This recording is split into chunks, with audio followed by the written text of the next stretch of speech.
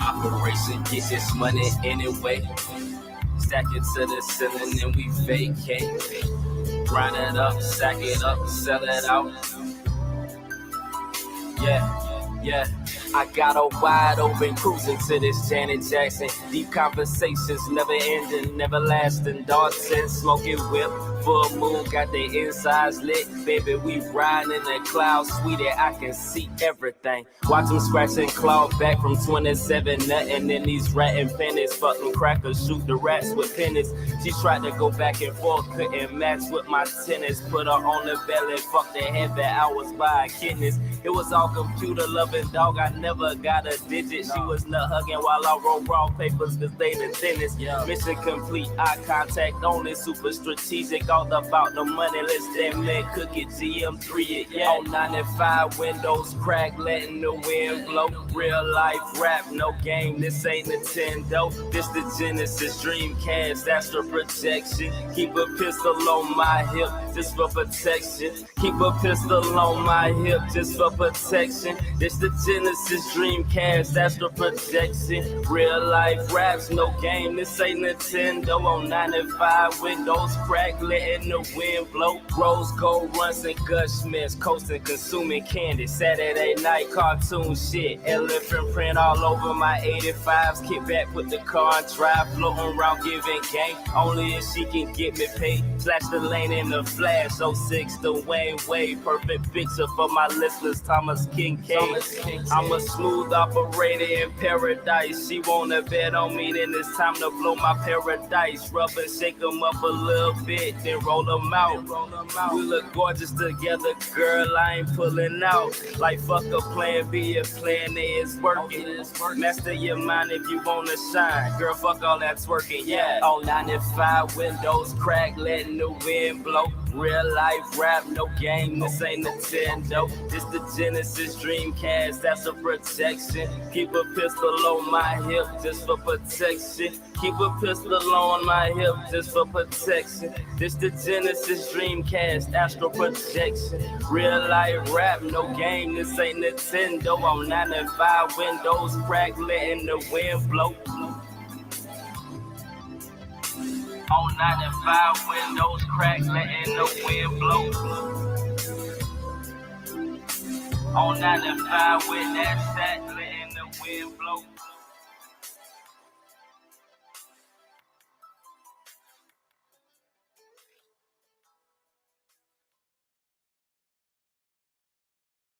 Podcast is episode 68. Joe Budden calls out Rory Maul in the Breakfast Club after that complex list drop. You know what I'm saying? That complex list shook up a lot of things going on. That complex list shook up a lot of people, ruffled feathers. You know what I'm saying? You know, got people in the tizzy, got everybody talking.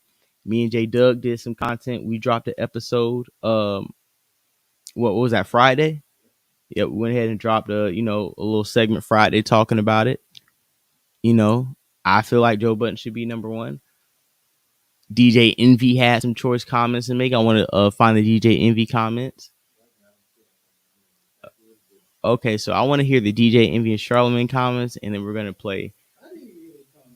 Okay, so we're going to play the DJ Envy Charlamagne comments, and we're going to go to Rory and Maul comments, and then we're going to hear Joe respond, and then we're going to hear Rory's response to Joe on the podcast. We also have a Freaknik documentary dropping on Hulu sometime this week. Supposedly, I'm going to make sure the Hulu subscription is renewed in time to analyze this and dissect this. I'm pretty sure once it drops, it will be a viral think piece sensation. And whatever, if it drops on midnight, I want me and J Doug to get in here first thing in the morning and record something on it and put it on YouTube. I want us to have content on that by 1 p.m. at the latest. Really, if we can get here early, but if we can get that shit by noon, 1 p.m. on the net, that'll be perfect. They say it was dropping this week. I don't know when it's dropping. I'm going to find it, but it's supposed to drop it on Hulu, and we need to watch this Freaknik documentary. And analyze it, because we also have a couple clips of other Freakniks and other conversations and situations around the show and around not the show, but the weekend and around the topic. And we're going to dive into that today. Also, to discuss, Jim Jones is jumping out the window saying Drake is the greatest rapper of all time, and then saying that Jim Jones said himself that he's better than Pusha T.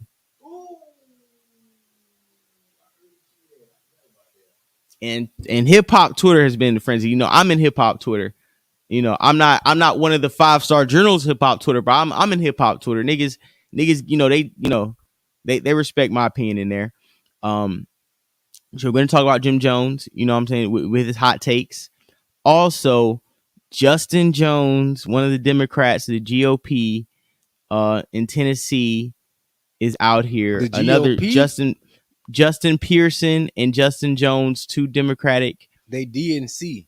Yeah, my bad. Yeah. DNC Democratic congressmen that were expelled last week in Tennessee, and how they've been coming out here with these Martin Luther King speeches, and we're gonna deep dive into Afrogate. We're gonna salute the party on Twitter, and I'm gonna give him his credit because he's the one who called it Afrogate on Twitter.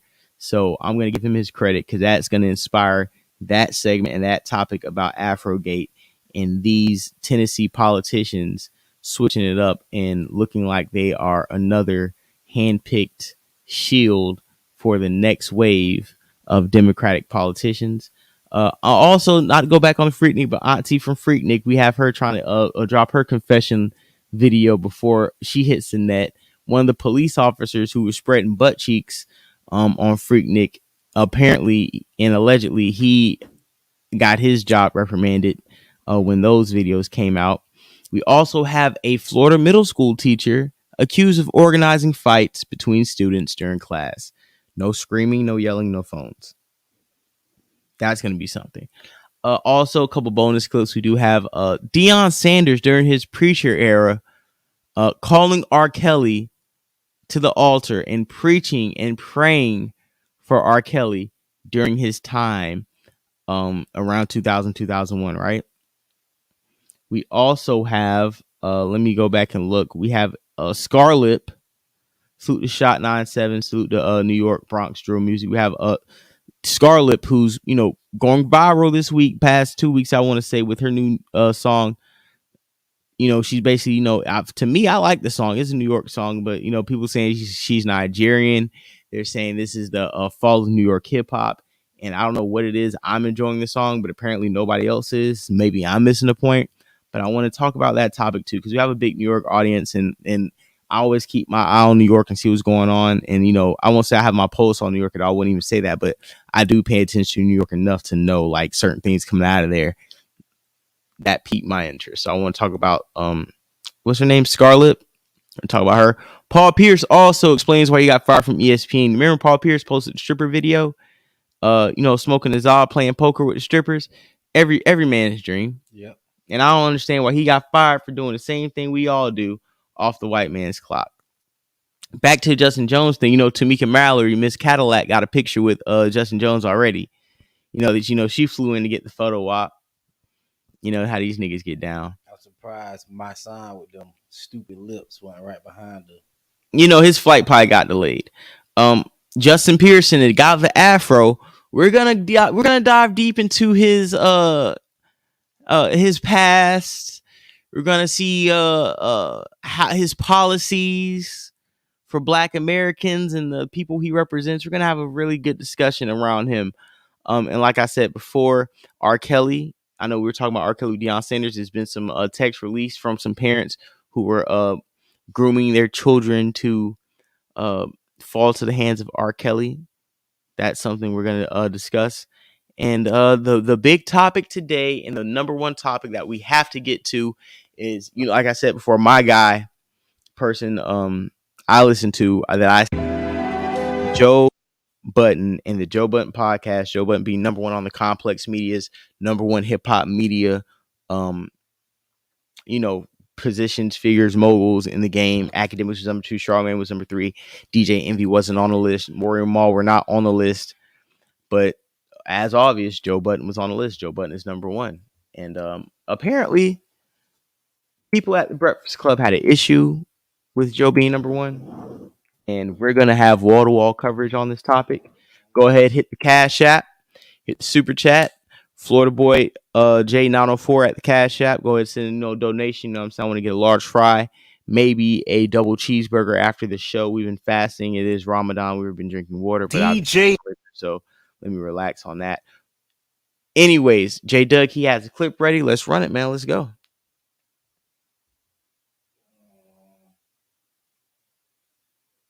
Envy. Sometimes that's like 2 hours. And he does I'm not doing any games. And people like DJ. Oh no, this is the stop. This is the stop. No, let me say this too. Salute to the stop. I don't know if the stop's gonna hear me. I've been watching the stop for a minute. His channel was, if you believe, his channel was lower than mine in subscribers. I've been watching the stop since before he got over 1,000 subscribers. No. I don't think he will mind us playing him because honestly, the stop is probably in the same position we are. Like he's salute. Let me say this: salute to the stop. The stop's popping. He has wall to wall coverage. He's getting updated equipment. He's getting his things together. He's getting in position. Joe, Rory, Maul, they already know about him. Ice and Ish already know about him.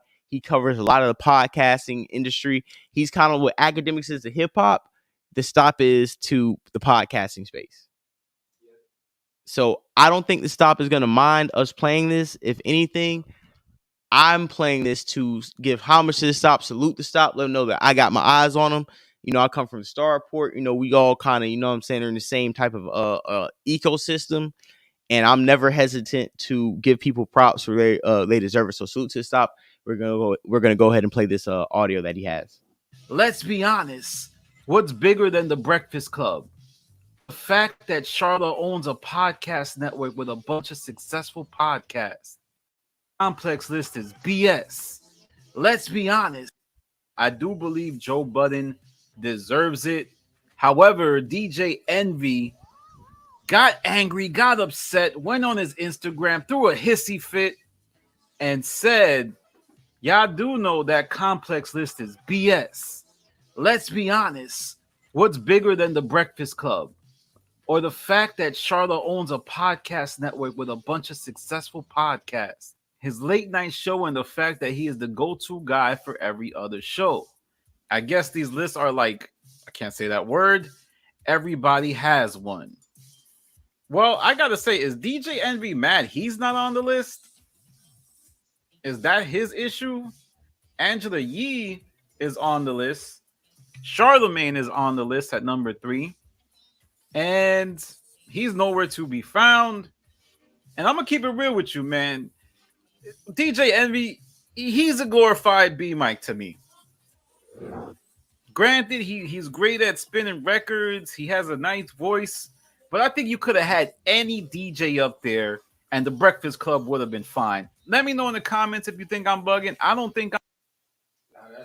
That's DJ Envy post that he made about Joe Budden being number 1. And let's read it. I'll read it out. The guy from the stop just read it out. Okay. We'll read it. We'll go back to it. It's right here. I put it full screen. Okay. Y'all know that complex list is bullshit. Let's be honest. What's bigger than the Breakfast Club? Or the fact that, listen, okay, first of all, let me hold on. Let me put this down and read this because once I said hold on, no, I was reading it, but once I seen what's bigger than the Breakfast Club, cataracts kicked in. My eyes got blurry.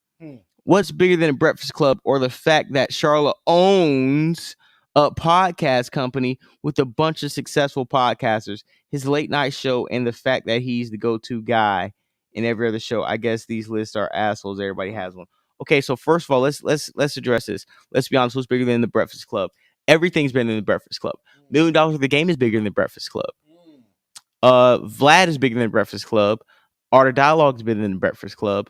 A lot of platforms are bigger than the Breakfast Club. Once they understood your interview format they decided to apply it to their platforms in the type of way that it translates to their audience. They've become successful with it to the point where people don't even come to the Breakfast Club to promote. They go to $1 Million worth of game to promote, because why am I going to go to the Breakfast Club when I have to be rushed out versus $1 Million game when it looks like I'm having a good, concise, productive interview and I get to smoke weed, I get to be in an element that makes the artist comfortable. You see $1 million worth of game when they do interviews, they play the artist music, they throw money, they smoke the za, they make the artist comfortable. So they took that lane. And let's go back to the comment. I want to address everything he said on there. Salute to Cedar Hill, Texas, man. Salute to Cedar Hill, Texas. For real, man. He said he can't stand Joe Budden. Podcast network. Address that. Charlamagne. Okay, Charlamagne is just a supervisor Charlamagne is just a supervisor in the black division of podcasting at iHeartMedia. Stop acting like Charlamagne can take the Black Effect Network and sell it to somebody. And Charlamagne didn't create no original content on there. All those was people that was already popping. 85 South Show. All they said was Charlamagne. Know what they did with Charlamagne? They say, nigga, you don't. They did the same thing they did at record labels. Mm-hmm. Guess what?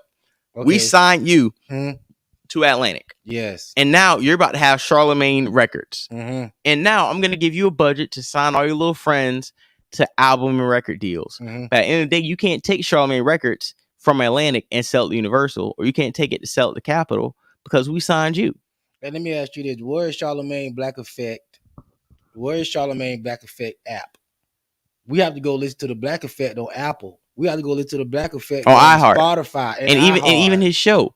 I haven't seen one viral clip of his show. You know what makes shows popping? If I don't see that show on the internet, if that show doesn't break through the platform that it's hosted on, then it's not reaching an audience outside of the core people that are watching it.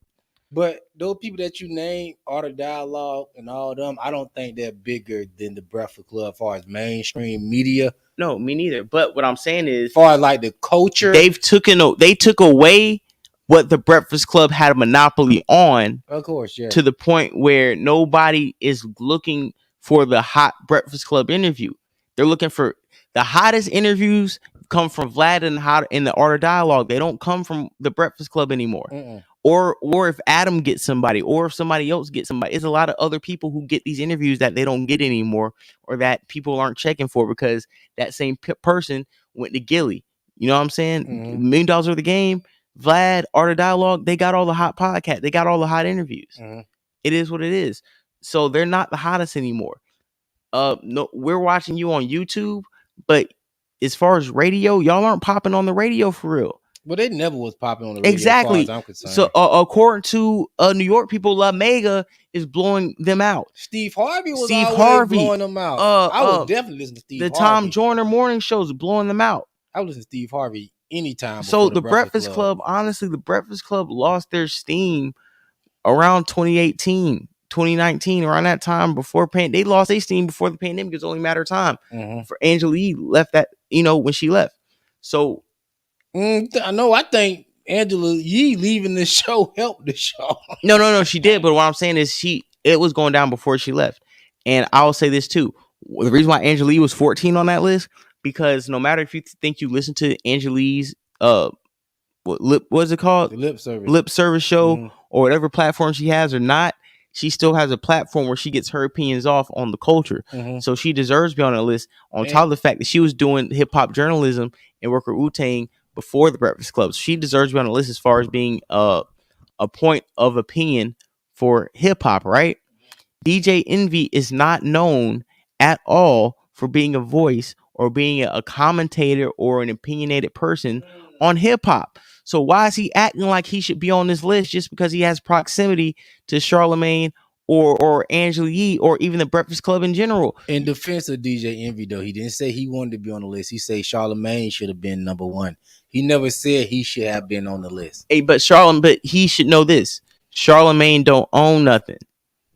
And that's the topic we had with Dame Dash the other day. We were like, yo, end of the day, y'all have used y'all money and leveraged things outside of iHeart to gain ownership in other sources of income.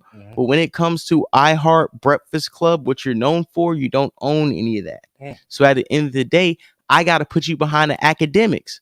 who owns his intellectual property to the point where they have bidding wars, and he signs to what app he just signed to? Rumble? Spotify. No, he just signed a deal. He just signed Twitch. He just signed an exclusive deal today to Rumble. Oh, I ain't see that. Yes, Rumble. yes. Oh, we gotta get over to Rumble. Yeah. Hey, but people be saying people been saying it's like a conservative alt-right platform, but I don't know yet. I gotta do research. No, that's regardless, the new wave. But listen, academics should sign to do the Rumble. Oh, you know he why? gonna eat. But you know why? Because he finna eat. He owns his independence and he shops his intellectual property to the highest bidder, right? Just like that's why he's number 2. Joe Budden's number 1 because Joe Budden's went against the grain. He's took wins, he's took losses to be independent, and now you see the fruits of his labor. So you always got to give the number 1 title to people who done it on their own. Mm-hmm. You gotta give the number 1 title at the end of the day, right? J-Dub, let me keep the book, right? Mm-hmm. You gotta get the number 1 title to the owners, not the employee of the month, right? We're talking about we got 3 people on the couch. Mm-hmm. We're talking about 2 owners and 1 employee. At the end of the day, that's what we're talking about. Charlemagne been put in a position where he could never go on his own, bro. He's always gonna need that backing because of the corner that he backed himself into. Who, Charlemagne? Yeah.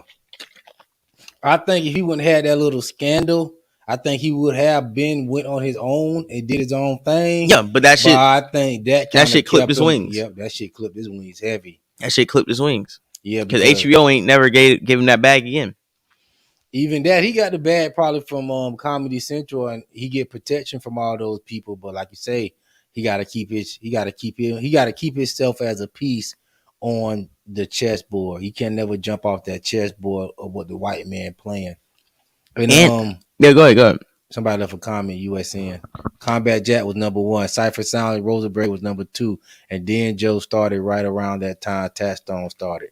Yeah. But see, Cypher Sound and Rosenberg was afraid to push the envelope, man. Even then, everybody who was afraid to push that envelope didn't really, get their just due, but they was the first. What they with Juwan Epstein, they had a little Raw podcast back in the G. Yeah, man, and at the end of the day, I think that USN is make a great point. You know what I'm saying, and that is true. Mm-hmm. But when you fast forward to this point in time, you would be hating to say Joe Budden's not number 1. Like Joe Budden literally is like the number 1 black podcaster in the game right now. It's not even close in hip hop media. Like academics is really a close 2, but academics just serves a different audience than Joe Budden. To be honest, give it to academics. It's like Joe Budden gets to 20. Joe Budden gets to 30 and up, and academics gets to 30 and under crowd. That's why they get the 1 and 2. And let's just go ahead and play these clips so we can get through this topic because we got a lot to talk about. It's 22 minutes into the show. Go ahead, hit the like I said, the Democratic shill interviews. Charlemagne attaching his wagon too much to the politically to the Democrats, and it's like you want to be woke when it's time to be woke, but then you don't want to be woke when it's time to be woke. To be honest, you don't want to hold people to the fire. But I want to be honest, Charlemagne actually has been able. I'm gonna keep it a buck. Before we can play these clips, I'm gonna shoot Charlemagne some bail. I actually believe that Charlemagne does and has done a better job with holding Democrats accountable when they come to the Breakfast Club. I believe that Charlemagne did his job when he brought Miss Teslin to the podcast. To the show. I think today to talk to the Justin Johnson guy and really, put some, fire on him. Mm-hmm. And I think it was a good idea. Just how she's moving right now. To be honest, not she, but how Charlemagne is moving politically with using the Breakfast Club as a tool for political conversation. Mm-hmm. I think he's doing a lot better job than what he's given credit for in holding politicians accountable when they come on that show. And I will say that we can go ahead and get these clips going. I'm just going ahead and sending out the podcast link to a few people. Like I said, hit the like button, subscribe, comment, share. If you got a Twitter, go ahead and tweet this link out. If you got a Facebook, go ahead and Facebook this link out. You got an Instagram, go ahead and drop this link. You know what I'm saying? Share it with people. You know what I'm saying? The more you share, the better we do, the more numbers we get. So let's go ahead and let's go ahead and run this clip. We got it ready. Fall back on. And you won't just be looking to take the next check from somewhere. To whom this may concern, This is not even on page 1 of the manual because you niggas ain't in the bookstore. Instead of critiquing people's placement on this list, we need more critiquing on why you're not on it. To everyone not on it, shut the fuck up. There's some steps that you niggas have missed. To whom it may concern, stop holding the microphone. Like if I'm just giving out podcast advice, it's certain niggas, y'all can't speak to me. Y'all didn't do the work yet. You didn't go in the bookstore. Hire the editors. Get people to help. Invest in the staff. Pay the staff. Get more staff. Stop check chasing. Stop doing the bare minimum and expecting that to yield results. You niggas are the bare minimum boys. You niggas get that bag, put it in your pocket, and do the bare minimum. I don't want to hear none of you niggas talk about nobody in here. Hey, to whom it may concern. Because niggas here get to work. All niggas do is get to the work. Hey, it ain't even nothing to be mad at. We just stating facts right now. She moved cross country. This nigga ain't slept in months. I ain't something different. I won't put his business out there. And Parks, I won't put his business out there either. But the point is, niggas come in here and head down to the finish line to work. There's nothing else to talk about. To whom it may concern, that show ain't been impactful in years, and that rotating seat garbage ain't getting it done. If you haven't noticed by now, your company over there has shifted. Yeah, keep playing the clip because that's when he talks about Charlamagne and them niggas.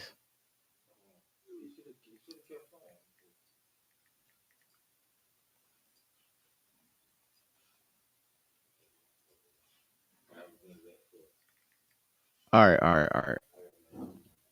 right, cool. Because pretty much what he was saying about the Breakfast Club is saying that you're not a priority at iHeart anymore. They're pivoting towards more podcasting and less radio. And the same thing Star's been saying for years: radio is dead, and y'all ain't been number one in smashing radio numbers anyway. So you guys are not a priority anymore. Angelique's left. Your studio's got smaller. You keep bringing in these special guest co-hosts, and none of them sticking. And it's like you're re-rapping the dope, and the dope ain't selling as much as it used to. So at the end of the day, it's like, don't even come on here and talk to me like it's 2014, 2015, 2016. The Breakfast Club is the hottest thing out anymore. Stop it. Y'all are not.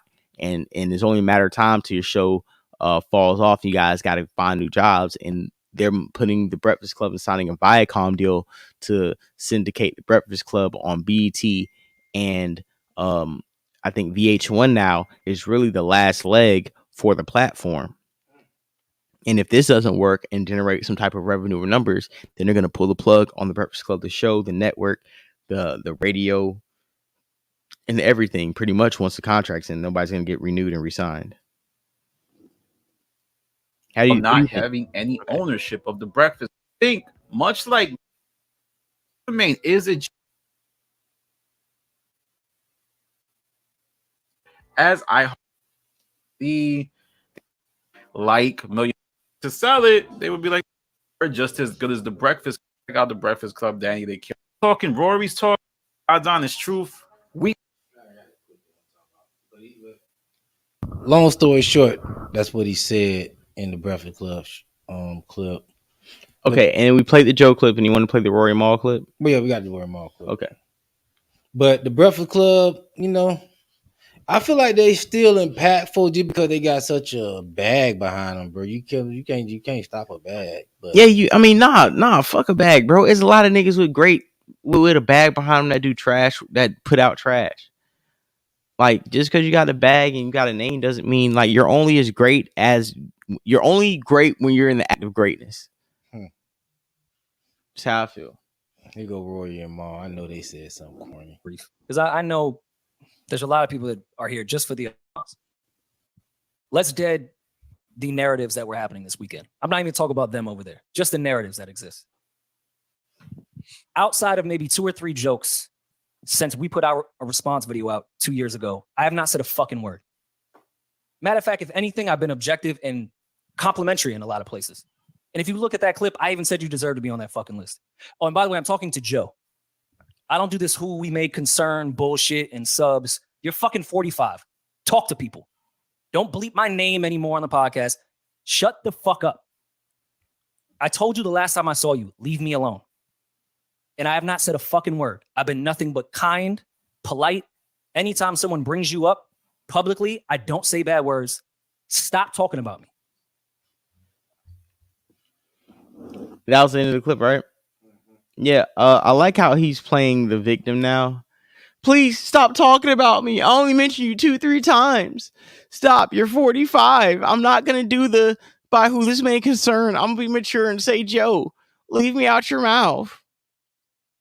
Yo, you got to talk to your boy Maul. Maul's the one who called him the cat burglar last episode. Maul's the one who be talking spicy.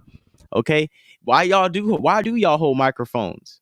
That's not a good look. You got to use your hands when you pod. You know what I'm saying? You got to be able to move around and add to the conversation when you podcast. That's just something that basic podcasters know, that you got to be able to be more, a little bit more animated when you have conversations. The last thing you want to do is be holding a microphone unless you're walking around on stage.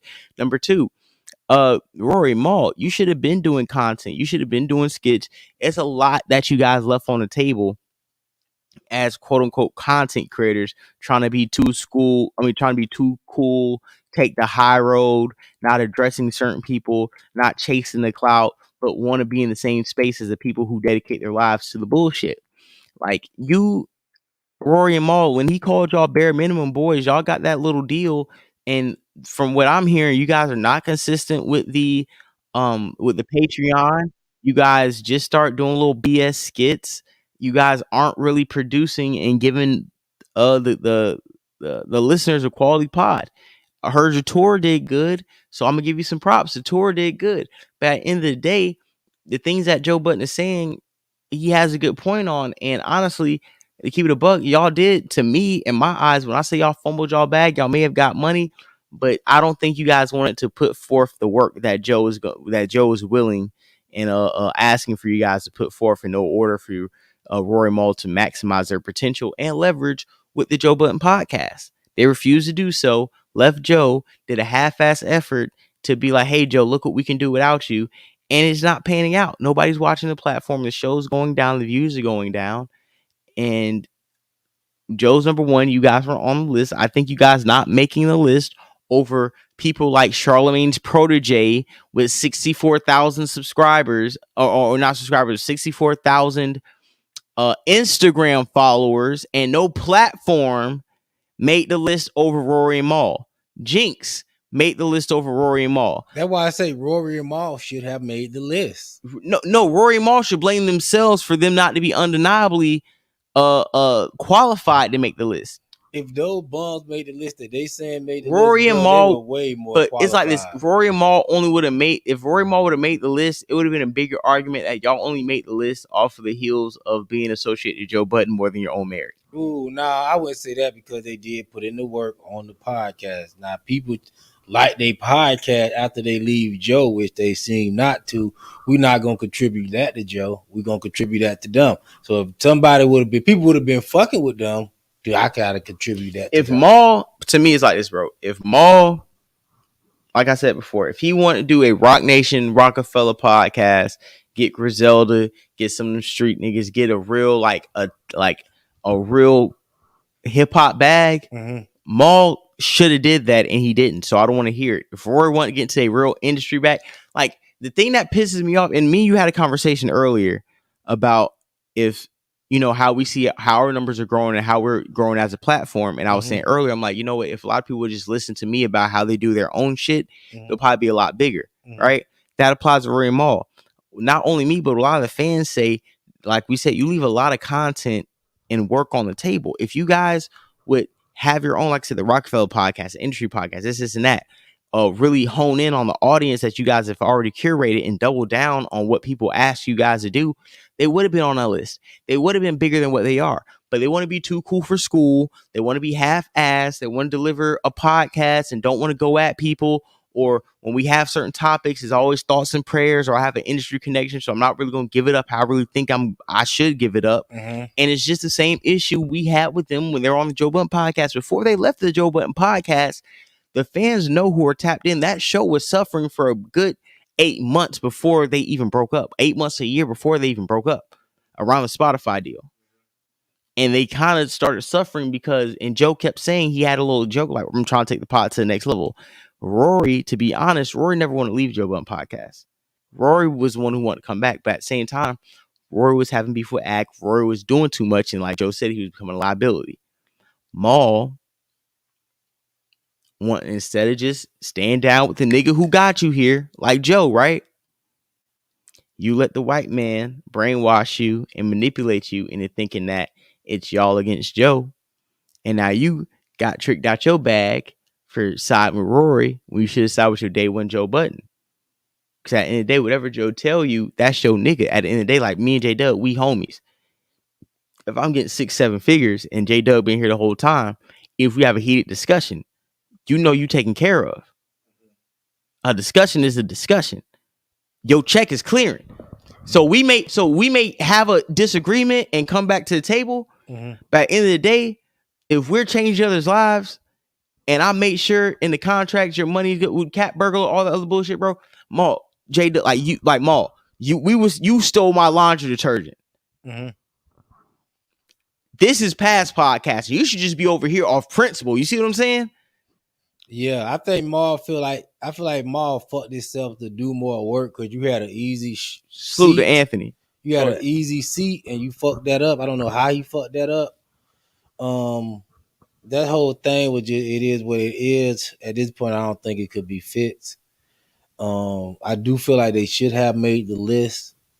Joe Budden is the #1 hip hop podcast, right? I feel like Academics is, but they can give it to Joe Budden just because he old in the game. I do feel like Star should have made the list. Stars definitely should have made the list. I feel like Star's gonna make the list. No, I guarantee you Star gonna make the list next year. I feel like Sean Cotton should have made the list. For sure. Art of Dialogue should have made the list. Art of Dialogue should have made the list. And then they would have showed how culturally relevant they is. But you know, they were like, oh, we're not giving people platforms. I'm gonna tell you why they gave Vlad TV one. I'm gonna tell you why they didn't make the list. You know why Sean Cotton and Art of Dialogue and Star didn't make the list? Because them making the list would have solidified the fact that being an independent owner of your platform on YouTube, Twitch, and other avenues of media is the trump card. Instead of being an industry intern like Charlamagne's protege or Jinx or a lot of the people we never heard of or Carisha that made the list off of just being a great glizzy glazer, the real niggas in the industry are Doggy Diamonds. What, you know what I'm saying? People who actually put forth, got the views to back it up, got the platform to back it up, That's tricky. What's up? That's tricky to no, but when I'm saying Doggy, then we gotta let Hassan Campbell. But listen. But when I say Doggy Diamonds, right? And we can talk about Hassan Campbell, Doggy, and that whole beef, and Charleston White. But but this is what I'm saying. They don't. At Complex is industry they are, and as you can see, if you rub elbows with Complex enough, Nadeska got on the list, right? She deserved it. Rosenberg. No way. Yeah, exactly. How Rosenberg got on the list before Sean Cotton. But what I'm saying is this. That list, there's a narrative they want it to be on that list. And I think everybody who's hating on a list or actually has objective opinion or even beef with each other say about the list, they can agree on one thing. That list has an objective, they have a propaganda narrative that they want to push with the list, and the list is showing, yeah, if you break through and go against the grain like Academics and Joe, you'll be #1 because we can't deny you. But if you go the Charlamagne route, the Nori route, or a lot of these other routes and sign to a big company and be a worker or rub elbows like an Nadeska or a Jinx or Charlamagne's protege, whatever her name is, I'm not even disrespecting, but I'm just, you know what I'm saying, I really don't know her name, then you're going to be on the list. Because if they want to put it, because they put a Sean Cotton, if they put a Charleston White, Art of Dialogue, that would have gave the message to people reading the list that if you're not an independent platform who's not only getting hip hop, if you're not getting hip hop interviews, you're giving hip hop opinions that are breaking through the algorithm and going viral. If you're not doing either or and being a boss, you're not getting on this list. And the people we named that were on the list that we were like, how the fuck are they on the list? And the people that we named that should have clearly been on that list that weren't on the list was because they had a narrative that they wanted to push. And the people that were left off that list, like Star and the Sean Cottons and the Art of Dialogues and a lot of the independent media titans, were because they want you to push that narrative that you still have to play the industry game to get acknowledgement. So don't let that go over your head. That the people that you never heard about on that list are there to give the industry credentials that you still have to play the game in order to get acknowledgement. Salute to the 30 people in the chat. I feel you. Make sure y'all get a like and sharing. I definitely feel you. Like I said, it would have been a valid list from the culture. It would have been those people on there, man. But you know how it is. I feel like what Joe Budden said about Rory and Mal, the bare minimum boys. I mean, and this is why I say I would give Joe Budden number one, because he had put other people on through his platform, which DJ Academics haven't done yet. I don't feel like DJ Academics haven't put anybody on yet. And rightfully so, he's still young. You know what I mean? He still got time. So, you know what I mean? But other than that, I feel like the bare minimum boys for Rory and Mal is kind of unfair, but it is what it is. You got a multi-million-dollar check. There was that like a $30 million check. They got to add. I mean, that's bare minimum, but that is. So you're telling me this? Y'all get a $30 million check, even if you get a $10 million check. Mm-hmm. What's the difference between what Rory and Mal do and what me and you do? Do you see a $10 million difference? And they sound like what, a $30 million deal or a $10 million deal? Alleged. I don't know. It was more than $9 million, right? Mm-hmm. Do they look like they have $9 to $10 million worth of production and work and content out more than us? Nah, but maybe. Or do they look like they got about $5,000 worth of content production more than us? Hey, that might be the ultimate flip. Hey, if they got the check and they ran off on the bag. That's cool. But what Joe is saying, but I doubt they got. But what Joe is saying is, after you left the pimping, which is Joe Budden, after you want to go renegade, don't go around here talking about the cat burglar who's number one. Mm-hmm. Don't talk about me on your. Don't talk about me on your platform. Mm-hmm. You niggas is losers. That's what Joe's saying, and I'm gonna crush you niggas. And the minute your deal's over, I'm gonna make sure you niggas is buried. My dog Academics kicked you back in. I tried to get you boys to work together, but you want to beef against Ack, not knowing that Ack has a work ethic that's gonna bury you. I'm not picking sides. I'm gonna see which one survived. Ack's a nigga who survived. He's number two. You niggas weren't on the list. If you guys have a problem with it, work harder. Go to the bookstore. Stop holding the mic. Hire better production. Hire better producers. Get more people. You got a bag, right? That's what Joe's saying. And I have to side with Joe. You know I have to side with Joe? Not because I'm a Joe Venger, because I'm not a Joe Venger, because I listened to Rory Mal equally when they first dropped to see if I was going to attach to it, and I didn't, because I also felt like I learned from Rory and I learned from Mal how to be a better podcaster, and I wouldn't have the audience that I have if I didn't learn from the Joe Budden platform and everybody who was involved. But I will say this. Joe Budden's work ethic and what he's built through adversity and what he's built through hiring the right people, and even if his numbers aren't what the Rory Mal situation were, for him to make the best out of his platform and to generate numbers he has is a testament to hard work and consistency. And I can't take Rory Mal's side as somebody seeing that they don't put in that work. And I know Rory Mal ain't sitting back editing their clips the way I'm editing my clips. Yeah, because they have took a big fall. I remember like their numbers are not where they used to be. First left Joe, they were like at 500,000 views. Their first episode. Now we're looking at episode number 155. They at like 61K in 10 days, which, you know what I mean, that's still a profitable show. So I feel like whatever company they with, you know, still making their money. I seen smaller channels, it's declining for sure, but you know, it's just because they don't want to say the unpopular opinion. Like, to be honest, I don't like when people come into podcasts. You have to have a certain level of podcasting to where you want to be cool but it's such a fine line. That's why I like the star line that he played, because he's saying objective perspective. So that's like, you know what you get when you go there. You're getting that objective perspective. They don't want to give that objective perspective. They want to be liked no matter what they say. If they were wrong, they want to be liked. They want to be industry and not be industry. Like, they want to protect their relationships and not leverage their relationships. But you got to get to the point where you like academics. You don't need the industry, bro. You don't. Academics able to say, yo, fuck an interview, fuck this, fuck that. He got himself to people want to hear what he got to say. That's the same thing. Advantage. And Black McCain said it perfect. Thank you, bro. That's the same audience that Joe Budden provided for them. People that want to hear them. Niggas give it up, bro. Unfiltered interviews. They don't give a fuck if you got celebrities. They want to hear you. So like, they ran away. They ran away from what people asked them to do. And it's funny because when they first started their podcast, they're like, yeah, we're not going to be doing like daily gossip shit. And you're doing the same thing. You know what the Rory Maul podcast is?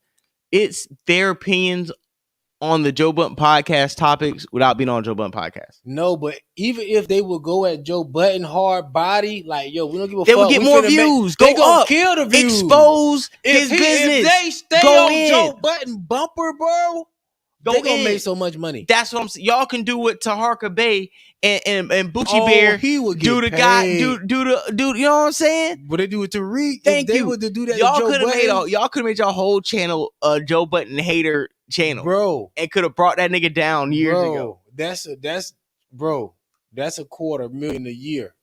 Just by hating on a nigga. That's what. Just by, because the people know you got the information. I told somebody last night. I said, you know what? The minute you admit that you're a hater, you'll be better in life, because everybody's a hater. I'm like, the minute you admit you're a hater, you'll be free and you'll be able to move around how you want to move around, because you know that you're flawed like everybody else, and you know that there's certain things that you don't like that's not justified, but because you don't like it, you're gonna tell people you don't like it. It doesn't have to be a rhyme or reason. You're just a hater. And before I take this shot, before we go to the next topic, you know, it wouldn't be Perspective Fact podcast without a slight fit check. You know what I'm saying? So you see me with the black tee. You know what I'm saying? The black gas station tee. We can't go wrong. I got the Meet the Guys jeans with the acid wash pink splatter on the back. You know what I'm saying? I'm not gonna turn around for you hoe ass niggas, but you know what I'm saying? You can kind of see what we got going on. You know what I'm saying? With the fit check. And to top it off with the shoes, you know what I'm saying? We got the Toupee Haze 4s, you know what I'm saying? Let's get that sneaker review. I need to clean these, matter of fact. But for the most part, you know what I'm saying? This is a good like $400 shoe, you know what I'm saying? Size 11, but for the most part, it's a good $400, maybe $500 pair of shoe. We actually got the Nike SB4s. The Nike SB4s, the pine green color. I got that last Friday. So next clip we play of the show, I'm gonna grab that shoe, because me and J Doug talking about doing sneaker reviews. So I think I'm gonna start with the sneaker review of that shoe. But until that time, like I said, I just want to go and take the shot. We're gonna go to the next topic. J Doug, you want to get in Afrogate?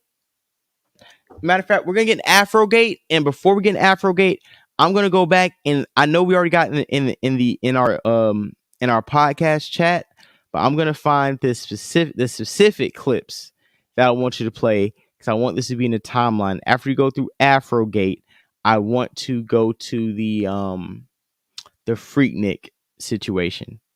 So J Doug, if you go into the chat, you see what I just liked with hit the thumbs up. Go ahead, play that clip, play it in full. I'm gonna go ahead, grab the shoe and take this shot. But this is, I think, let me find his name, and let me introduce the topic. You guys know that what's going on in Tennessee.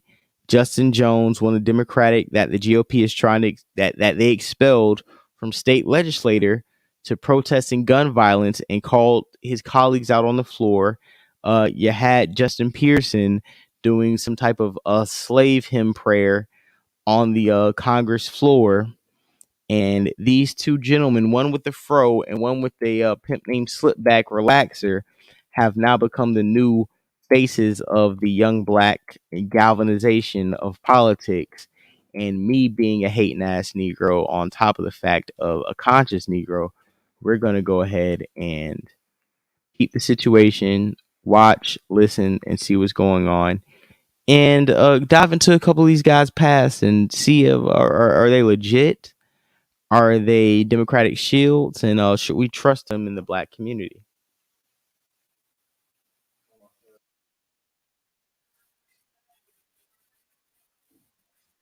Yeah, and make sure before we go to this clip, hit that like button, hit that subscribe button. We'll introduce the chaplain of the day. You got me on double screen. Hold on. Yeah, make this full screen for the people because I want them to see what's going on with this clip. You got the one that I liked in the group chat? I mean, in our chat. Hey, yeah, go to the JDuck TV one right here. You'll see. I just hit a thumbs up on like the next one, and it's them praying and shit. So I want to, because the whole topic of like what they were arguing about. Do you want to get in that first, or that what you're going to? The origin of the topic with Justin Jones and how they were expelling him from the Congress because of him trying to go at his constituents. Was that the clip you're about to play? Yeah, cool. Because that's what was going on initially. Justin Johnson, I'm sorry, Justin Jones. One of the Dems was, like I said, they're trying to expel him for calling out his constituents for sexual assault, drunken driving, just no justice, no peace. Pretty much having exchange with them, want to go over gun violence, and I guess because he got out of line with his white constituents, they decided to punish him by doing an unprecedented act in the act of Congress and the American justice system and the American congressional system, and expelling one of their constituents for disagreeing with their point of views. I'm gonna go back and resend it. It's not the one with him in the church. It's the one with Now, Mother God, Creator God, loving Oh yeah, God, let's play holy this. God, take this your servant made from dust. Play. Oh, pause it. Connect Pause with it. the Pause raw it. materials of stardust to speak in this moment to say. I'm pausing this because let me introduce this guy. Now this is the one. This is the one.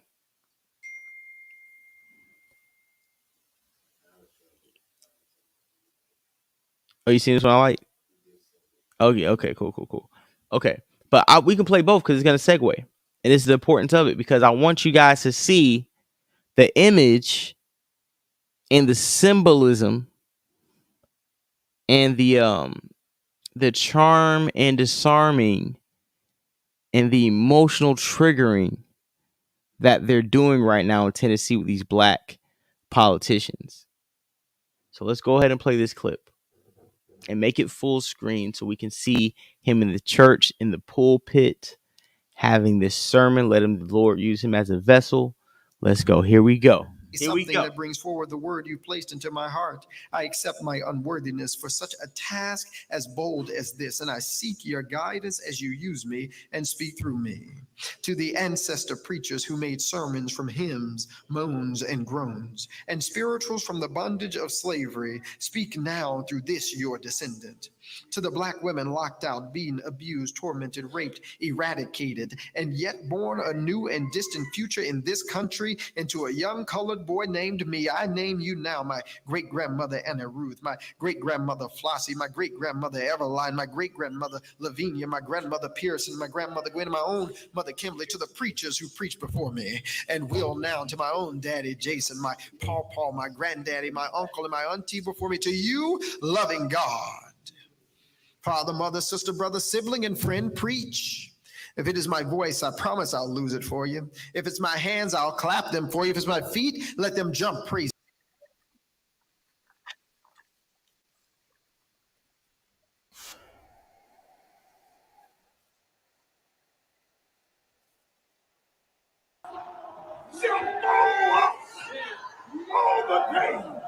All the day.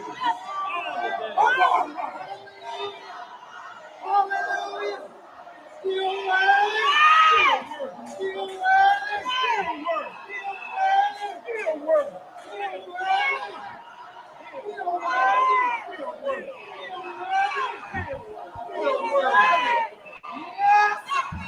Now, what's going on in Tennessee is Justin. I think it's Justin Jordan and Justin Peterson. These two guys is down there in Tennessee kicking up dust over gun control. So, and go ahead, but can we drop the link? Listen, USN. If there's a night I need you to call in tonight, I need you to call in tonight, USN. If you can't, it's cool. I know you got shit going on. But USN, you see what we on. I need FBA. I need Melrose Radio, Perspectives Facts Podcast. Drop the link in the chat. I need us to go over this. I need me, you, and J Doug sit at the round table and discuss this. If we have any more FBA brothers and sisters in the building, here goes Justin Jones. Go ahead. You see all the biscuit. You see all the butter biscuit eaters younger generation who might do it a little bit differently, but they are fighting like hell for their constituents, and that's what they sent them here for. That's what they're doing. It's gonna look different, you guys. The next generation always does. Oh, the white maternal the hand. Human dignity. That the folks who sit in committees with you, who got elected just like you, who swore the same oath that you swore, they deserve a voice in these committee rooms, and we deserve a voice on this House floor. The erosion of democracy in the state legislature is what got us here. It wasn't walking up to the well. It was being disruptive to a status quo that silences the minority. See what's going on here, and just explain it to y'all the best way I can. There passed laws that say, hey, we want to keep our guns in Tennessee. We're not playing a Democratic game. Now you have these radical black coming in trying to fake simulate the civil rights era. They coming in marching and acting a fool and disrupting the political process. Basically, it was like what they called it January 6th. It was an insurrection. Yes, it was an insurrection on a House committee meeting. They suspended these guys, and then somehow these guys got their job back because they black. I wish I could show the video of these guys storming up in there acting a fool. See, it's just more chaos, and white people don't want all this chaos. Hey, salute. Hey, listen, USN. Hey, listen, salute, man. We talk on the back end. This is just a funny topic where we see these niggas in these afros and these slick backs, and it's like they're our age trying to talk like some civil rights niggas. And it's kind of like this dude, Dr. Julio. I think his real name is Austin from Atlanta. He's cool, you know what I'm saying? He has a YouTube channel, so check him out, Austin Off Script. But he's another nigga who does like Martin Luther King impersonations and tries to galvanize that old church community to be like the next MLK. Mm-hmm. And it's like, nigga, we don't need no slave hymns. I need a nigga to come up there talking like Ice Cube and Scarface off of got one track they got off Ice Cube's what was that? Building Your Online Business. I gotta find that song. I know we're not gonna be able to play it, they're gonna sue us. But I need them to talk, you know what I'm saying? Like on some Tupac. I need them to talk like our generation. Like, go fuck the bullshit. We the warrior class. I'm tired of them playing games. We gonna run down their ass. They don't sign these legislations. We know what time it is. You know what I'm saying? Break yourselves. We won't need my grandfather and my grandmother and the times of slavery. Like, my nigga, you watched Nickelodeon with me. You weren't around slavery, nigga. Stop it. In Jesus' name, stop the cap. Like, real shit. So we played that clip, right? I want to play this clip here to really maybe this will update everybody. City Council has voted unanimously to reinstate one of the Tennessee state representatives expelled last week for joining gun violence protests. Justin Jones will serve as interim representative in the seat left vacant by his expulsion. To make his appointment permanent, he will have to run in a special election. Jones was part of a group of Democrats dubbed the Tennessee Three, who faced expulsion last week for protesting on the House floor. Only Gloria Johnson survived the vote. Meanwhile, those protests are still taking place. Demonstrators. You heard that? It was 3 of them protesting, and only the white lady did not get expelled. See, they let them 3 niggas go. Cause they on the floor acting a fool because they don't like the political process. It was a political process that was done. They voted for a certain bill. The Democrats did not get their way, and they sent these monkeys out here to act a fool. And I'm not trying to be mean when I say that. Forgive me when I say it, monkey. No, we ain't gotta forgive shit. Right. Say what you say. Again gathered. I ain't trying to be. I'm trying to keep my life. Call for gun control. Mark Strassman has the latest from Nashville. I said it Suddenly, the so-called Tennessee Three Pause are this. everywhere. And this Pause this. This is. Hold on. This is Fair Use Act. Fair Use Act. Okay, I just want to make sure because it was a news report because we commentating on the news. Fair use. But there you go, right there. There go your boy. They marching in. You see it with the fist, Florida boy Jay. I see him. The black fist and the white with the woman, white woman in the middle, getting her shit held up manually. White woman in the middle. The white woman holding her shit up manually with they white mammy. Bro, black people, is this who we sending out to the floor to represent us? Now, Florida boy Jay, I'm not gonna lie. I don't really agree with having no niggas on the floor talking no nigga babble, because that's not gonna work either. But bro, we cannot have niggas out here doing this, bro. You know, that's why I said I'd rather have a nigga up there just talking crazy and reckless. That's what I'm saying. If y'all gonna do this, you might as well just call me and J Doug. Well, if Trump get back in the office, then yes, we need a nigga if y'all like gonna that. have them, y'all might. Can I keep it 1,000 before we play this clip? Yes. I'm 30 years old. If you got this scrawny nigga with a fro and a midget with a perm trying to represent Black America, why don't y'all just give me money and I'll run for a politician? And J Doug be you know what I'm saying? Me and J Doug get on a ticket. You know what I'm trying to say? Trump ain't done, but if y'all gonna believe in Justin Johnson, y'all might as well believe in me, and we just start writing some congressional bars. They kick to these niggas when it's time to get the seat. I'm serious. Be real, we can, bro.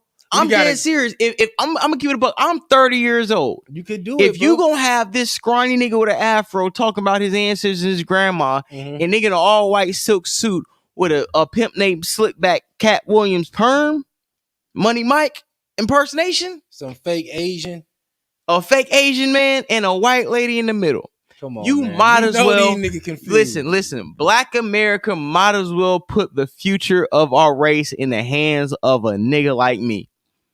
Cause at least I ain't gonna do no goof ass shit like this. At least I'm gonna go out like a real nigga. At least if I throw it all away, y'all gonna be like, at least he went out like a real nigga. Cause if this is who you listen, this the hard truth is this, J Doug. The older we get, the more we're gonna see niggas our age do goofy shit like this. Ooh. And at the end of the day, I might be forced in politics just because the bar is so low. You might as well have a nigga with common sense.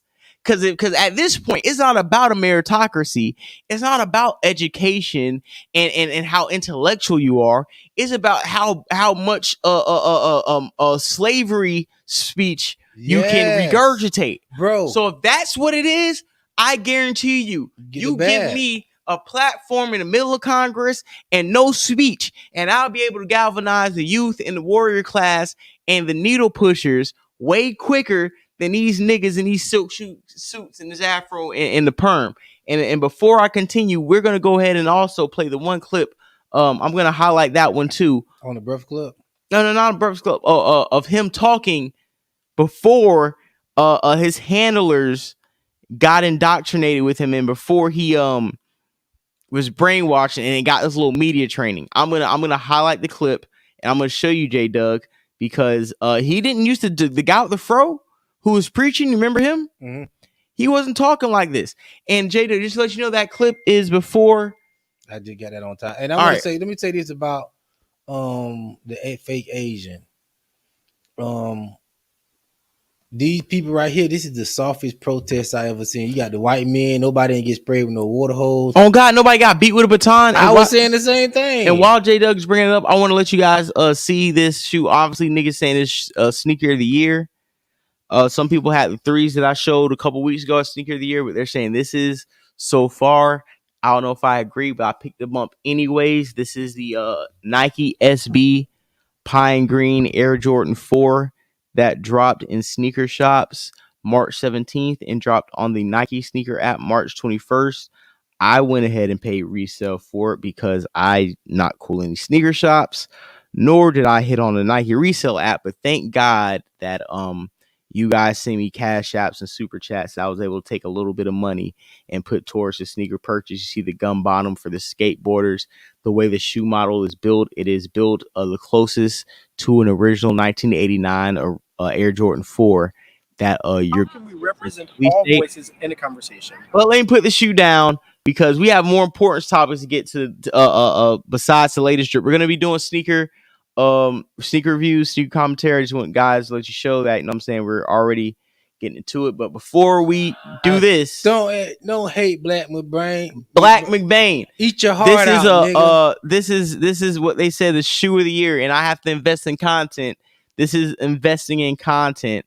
So when we do the sneaker review, Black McBain, make sure you're the first one to hit the like, share, subscribe button. I know it's a fresh shoe. Niggas hating. If you hate, hit the thumb down. Niggas Nigga, if you hate, niggas hating on the SB with the Nike check on the back of the fours. Niggas used to listen. Niggas get fours. They used to seeing the jump man on the back. They ain't used to seeing them the Nike SB on the back of the four. So I understand the hate. I need y'all to hate hard enough. Let's go ahead and run the clip. I just want to show these niggas the pine green Air Jordan Nike SB4s. Let's go ahead and run it. And this is the same nigga with the fro? Yeah, this is the same nigga with the fro. Let's run it.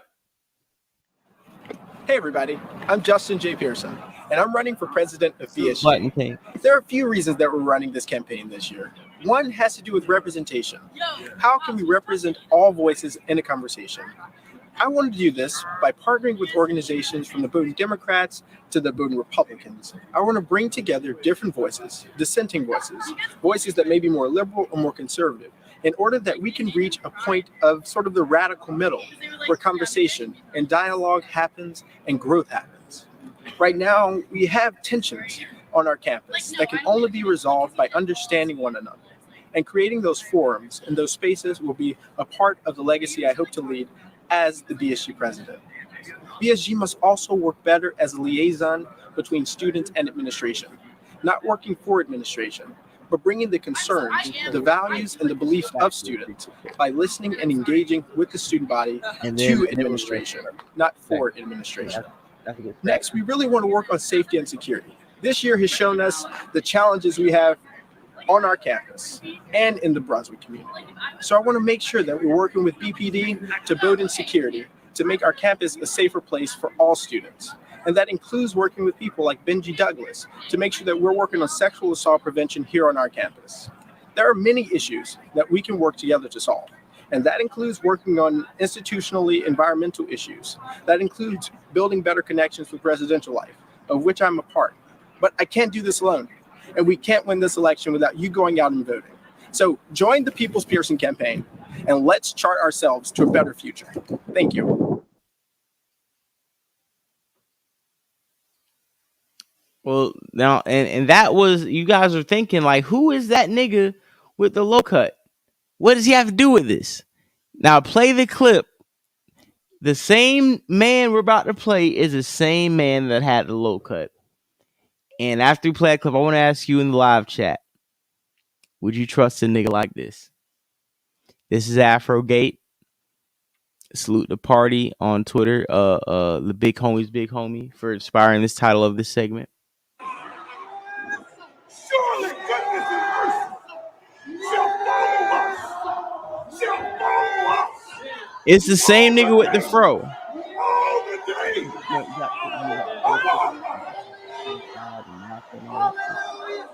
the day. Caught the Holy Ghost there though.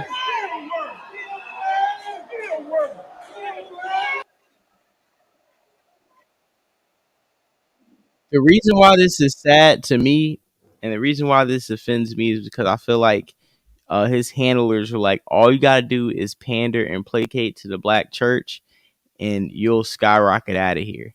And I feel that's exactly what he did, and that is the fruits of the labor that we're seeing right now in how he's just moving as a politician. And let's play Breakfast Club, because he was on the Breakfast Club. And Charlemagne brought on Miss Teslin on there, and salute Charlemagne once again. Like I said, you say what you want, but certain times he does bring in individuals, or he does hold people a little more accountable than he did in the past. And we can dump on Charlemagne, but when he puts forth an effort to actually have a real conversation, we have to give him props in that arena too. So let me know when you got that clip round up, and we're gonna go ahead and play it. Why I wonder why he made the Breakfast Club so fast. Like, oh yeah, because of the whole Tennessee thing. Yeah, it's been viral. It's a pretty big story this week to me. Yeah, Tesla fine as hell too. Tesla built like a brick house. Who is Tesla?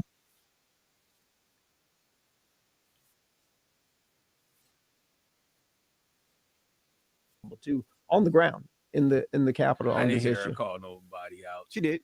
You know what I mean? I thought she did. I didn't hear. Who did she call out? I didn't hear her call anybody. She out. definitely called out the Republican leadership that's easy pushing to this. do. Like that's easy to just say Republican leadership. Like what is that? How about like call them by name? Cameron Sexton. Okay. That's the leader of the House. Governor Bill Lee is the governor. William Lambert leads the Republican Party. Jeremy Faison is the caucus chairman. Mark White is in Shelby County, our county, and voted to expel myself.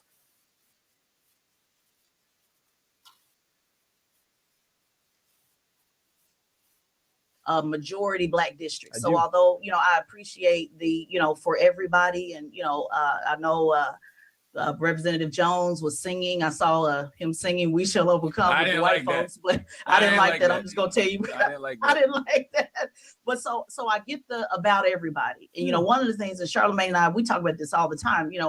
It was not too long ago we were talking, and Charlotte was like, how can you, how can people represent a Black district? And one of the things that I'm saying is, well, it's these smaller seats that literally represent majority Black. So you can actually talk about Black stuff without, and I understand the everybody and, the holding hands and the kumbaya, but I really need something that I can take back with me to the Twitter world.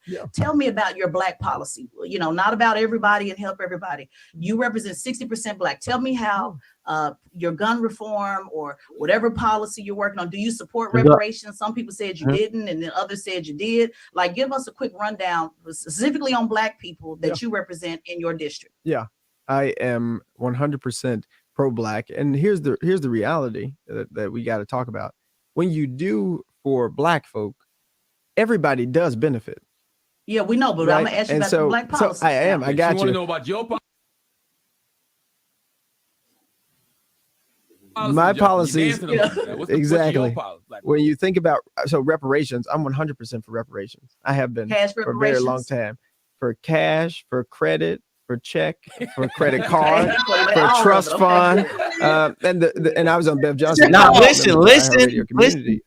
In January, and I explained the reason why I'm for reparations isn't just because of the enslavement of Black people, because there are some people who say, well, you weren't enslaved, and then we have to walk through housing segregation, we got to walk through lynching, we got to walk through mass incarceration, which we're experiencing now. What about reparations for all of these harms that we have experienced all the way up to the present day? Are you willing to put it on your website though, because it's not under your website on issues? Yeah. Are you willing to do that? Okay. I'm willing to do that. It is not the issue that people in District 86 are saying is number one for them. Because to the point that was made earlier, they're definitely concerned about safety. They're concerned about crime. A lot of my population also elderly. And so you'll see on the website, aging justice. There's not enough money in Social Security to actually help elders live out the rest of their lives in a meaningful way. So policies that we're putting forward have to do with people being able to grow old well, which not only include financial increases in money, but creating opportunities for them to gather and to have community. I live in the most polluted. I like what he said about the reparation. I like how he wiggled out of that. That wasn't the whole clip. He got some more. Yeah, we playing now. We playing the whole shit. Yeah. So obviously you already mystified. What's up? Breakfast Club hit.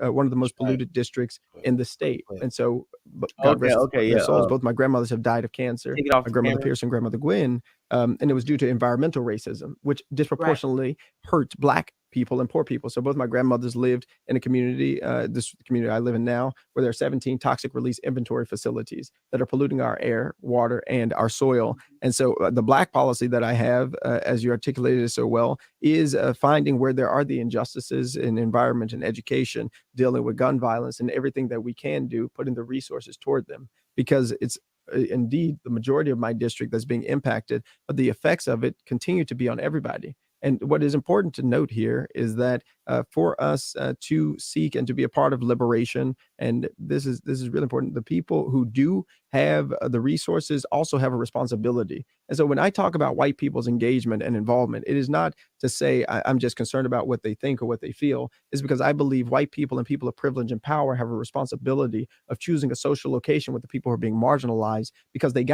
have our money and our resources, and they have a lot of what they have because of what we do not. And so I But respectfully, prioritize. Representative Pearson, when they highlight you though as the black man, see, that's the thing. They keep saying, you did this to a black guy, you did this to the black guy. Representative Johnson said, you were expelled because you were black. So see, we got to be consistent. If we're going to push black when it's time to say, hey, come rally around us. And I'm on your side. I'm just telling you, being very fair, about how this looks. When we're saying black, I got a dashiki, I got an afro, I'm black, blickety black. And then we get to the policy and say everybody else, it disengages a lot of folks. And so when I look at people's issues on the website, you do mention black when you talk about criminal justice reform. But when I look at the other, policies, you talk about black with voting rights and criminal justice reform. So I would just like to see, and this is just something, for the toolbox, because I've also seen, brother, you've gotten a lot of accolades from a lot of black organizations. Shout out to Tammy Sawyer in Memphis. She was defending your honor, with me in a 3-hour Twitter space. Doing so her I'm thing right posing now. these questions to you because I want people to know more about you and what you do for black And people. I want people to besides realize wearing a dashiki and afro. And I So want think people to that's- realize in every issue that exists in our society, in our country, Black people's liberation must be prioritized. That's right. Right. It's That's in every issue. And so That's forgive me not right. if it doesn't say it in every issue, but anytime that we are speaking about justice, that is inherently a Black issue. And it is important as well that it be said. And I understand that. And I know the brother got to go too. I know you got a TV hit. I know you're supposed to leave at 11:15. That's all right. I'm good. You with your people. Yeah, somebody's gonna pull me. That nigga DJ Envy want to be on the list for literally keeping up with the time. I know you gotta go. That's all that nigga do. Yeah, that's what I'm saying. He doesn't add to the conversation. Yeah, I ain't he was there, bro. Exactly, and he was making a huss and fuss about why the Breakfast Club should be on that list. No, Charlamagne should be on there. Yee left, so she, you know what I'm saying, made her name for herself to go on that list. You need to you need to sit down with Cypher Sounds and the rest of these DJs. And tell me to go, or Sinead, make sure we don't miss our flight. But the thing is, it has to be a prioritization of Black people within issues, but it's everyone. And the thinking, right, for true liberation is that we have to not only prioritize in policy or even prioritize in what we speak, but it's to help other folks recognize that when you're talking about Black people, it is not to the exclusion of everyone else. And so but it's also I think- important to recognize you represent a majority Black district. Yeah, I could understand that argument in a district that, is a little bit more diverse, but you literally represent 60% Black. So I'm not, I'm not trying to challenge you. I just, in love, people need to hear it. No, They I need love to that. hear it. I love that. It I know has it's in to love. match the policy push has to match the optics, because if the national campaign is about doing this to young Black men, then that policy, needs to reflect young Black men Right. besides in voting rights and criminal justice. Yeah, we need to stop all this voting rights stuff. Nigga, you can vote as long as you don't got no felony. If you don't got a felony, keep it moving. You don't need to vote. Nigga be acting like the voting at the end of their life. I ain't get to vote. Nigga, you ain't gonna do that and vote for another Democrat. I like what he said about the reparations. I ain't gonna never sound like no Democrat. You know what I mean? Because I know he full of shit, Right. But for the most part, what he said sounds like for what they asked of him. Yeah. And personally, I feel like she put his feet to the fire, and he fumbled on all those answers. He fumbled. We don't want no Martin Luther King speech. We don't want no all lives matter gun protection. You represent 6% Black. You should have a Black agenda. And because you came up here and you fumbled and you don't have a Black agenda, prove the fact that you're another Democratic shield. Tamika Mallory next. You prove the fact you're another Democratic shield. You started in Brunswick with the low cut, talking all proper like you was a conservative. Now you got the afro. You're talking about your dead ancestors and you're preaching, catching the Holy Ghost, doing these prayer rituals. And we need to cancel this nigga immediately. We need to cancel nigga with slick back hair immediately. We don't need none of these bozos who sat on the front of the bus, who went to college, and then went to how to act like a Black coon seminar and come out here to galvanize and charm or disarm the Black community to get out here and vote for their bitch ass policies. He's a fraud, and the people he runs with are frauds, And salute to Charlemagne once again for bringing Tesla on there and G-checking this hoe ass nigga with this afro and reminding him that you're going to need a lot more than an afro and a Negro spiritual to galvanize the black vote in 2024 for the Democratic Party. Well, he should have did that. Should have been good enough for black people because this man done caught the Holy Ghost in front of the Capitol building right there. That should have been like, that's what they want to see. Here go the usual suspects right here. Here go y'all people. I don't know who that big woman is, but that nigga right there. See, these niggas, they low ball in the Democratic Party. They don't got no nice. Look at Cadillac girl. Troy Ave got better suits than they send these niggas out here with. They didn't even get these niggas suits tailored. They say, yo, we finna send y'all on this first press run. Y'all finna go out here and act a fool for gun rights. Damn near lose your damn job. And you right about we should have been politicians, bro.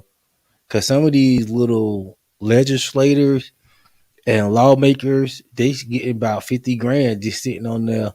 You know what I mean? Falling asleep in these meetings because they really don't run nothing. But, you know, Democrats use these guys in Tennessee to cause confusion in that meeting because the Republicans is the majority in Tennessee and the Democrats don't know nothing. They don't run anything. And that's why they use this fake Filipino and that other black guy, weird guy, and that other white woman just to cause confusion, kick up dust. And that's the mush mouth version of it. I know Black McBain was in here, mush mouth, whatever. That's what it is. Yeah, them niggas are fucking weird, and dog. Cadillac Mallory is in the building. You know Cadillac Mallory wasn't gonna miss a photo op. She learned that from her uncle Al Sharpton. You know what I'm saying? You can't miss a photo op. You know what I'm saying? Anytime it's a black struggle, you gotta be there to hold hands and sing a slave hymn. And who was that woman king she sitting next to? I don't know, another mammy. Another Aggie mammy crying about the mistreatment of black people. Ooh, see, that's what I'm gonna start calling black women. For the black women who acting nice and delicate and talking like they got some sense, ain't at Freaknik with their butthole wide open, I'm gonna call those women queens. For the black women who acting all manly, rough, y'all gonna be the woman kings. See, I'm just dividing. I know what I mean. Some people like, man, I'm trying to divide. The women, shout out to the queens and the women kings.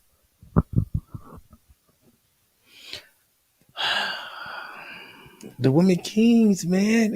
That's what women want to be. Shout out to the women kings. Once again, salute to Tariq Nasheed because he had a program last night. Oh, what were you talking about? I think calling these hoe ass niggas out. Salute to Charlemagne for bringing Tesla on her Tesla and Figueroa on his platform to press these hoe ass niggas and expose them in front of Black America. That no matter how many Negro spirituals and slave hymn prayers that they do on camera, they still don't have an agenda for Black America. They still don't represent Black America. And they're on the All Lives Matter. Everybody gets tangibles but Black America, as long as they can placate and stay in the faces with Cadillac Barbie, a.k.a. Tamika Mallory, and Ambulance Chasing My Son, and Nickel Slick Al Sharpton. Yeah, man, but black people got to be more specific about what they want. Listen, at the end of the day, if it's not a nigga smoking za telling you about black only policies, I ain't trusting a nigga. If a nigga ain't why you gotta be smoking za? You gotta hit za, bro. You gotta be on. But if a nigga smoking za like me and telling niggas, yo, let's lead the Democratic Party, let's vote for Trump, niggas don't want to hear that, man. Niggas want to hear the truth. At the end of the day, truth. Niggas want to hear the truth. Niggas don't want to hear old slave hymns and how your ancestors called on your mama and daddy to be a vessel for your generation and your lineage to preach to black people. Nigga, we are in 2023. If you ain't pulling up in that shit with that shit on, you ain't got the Mary jeans with the new space boots that went viral and 10 bands in your hand talking about how we gonna get this money to black people, I'm not buying it. Like, niggas got a problem with Tariq Nasheed, but Tariq Nasheed is actually the reason why he has his audience, because he understands that in order to galvanize the modern black person, you got to be fly and you got to be jiggy. Like Dr. Khalid Muhammad. If you want niggas to believe you, you got to put that shit on and start preaching.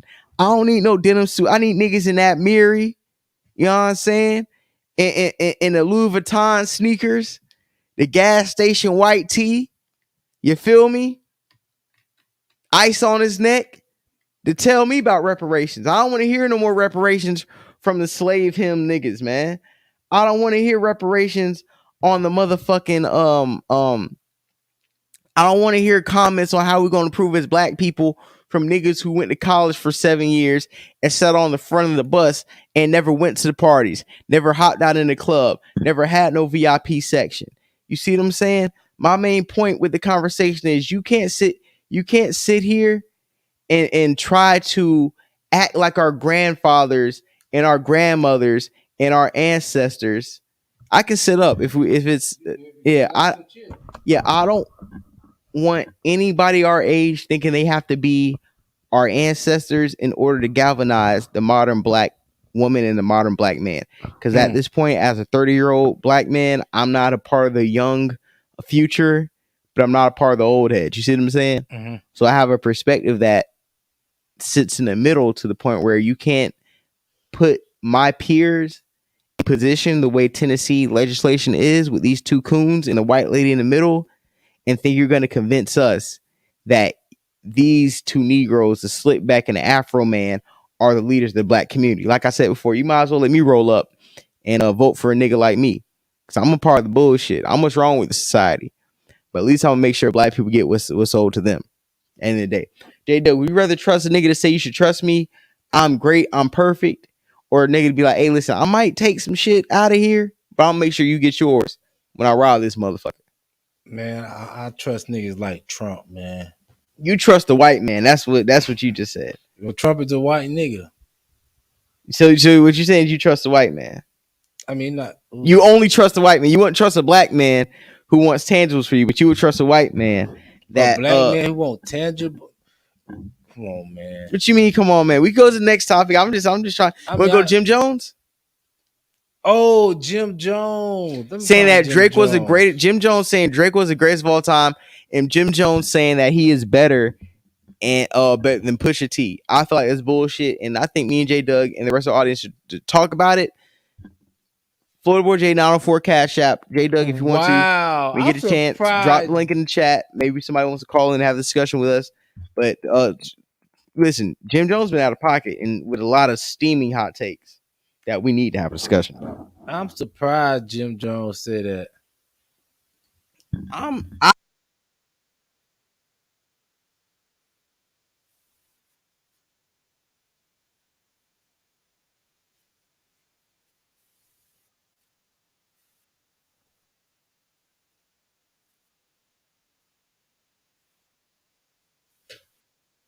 Rap is of what has he done? Nobody has dressed like him. Nobody wants to be like Pusha T. No, I don't remember nothing. And let's not be evil, but we don't talk about rap where that's popping the want to be like. I don't know too many in this game that was leaning towards being like Pusha T. 50? You won't put no, career wise, like he's been a member of the Clips. He's been a part of Kanye's entourage. He has no solo classic songs himself. He's been a part of classic. Yeah, been a part of it. Lord willing. Been a part of it. Then put Malice on there too. What are we talking about? Exactly. Oh my God! Now Pusha T don't hold no weight out here. Daytona, pushing bro. No out here. I will put Big Sean before. I put Big Sean before Pusha T. Easily. But Jim Jones is on there before Pusha T. But I'm saying you can put whoever you want ahead of him. You're saying he's not. Cameron before Pusha T. Easily. Bro, you go in these clubs, I don't know no records they play in the club with or Pusha T. They don't play outside. Regardless of all that, Pusha's not in y'all's top 50. They need one classic song that Pusha T put out by in my top. Like he's in a rap group with his brother. You think that just negates him because he's a part of a group?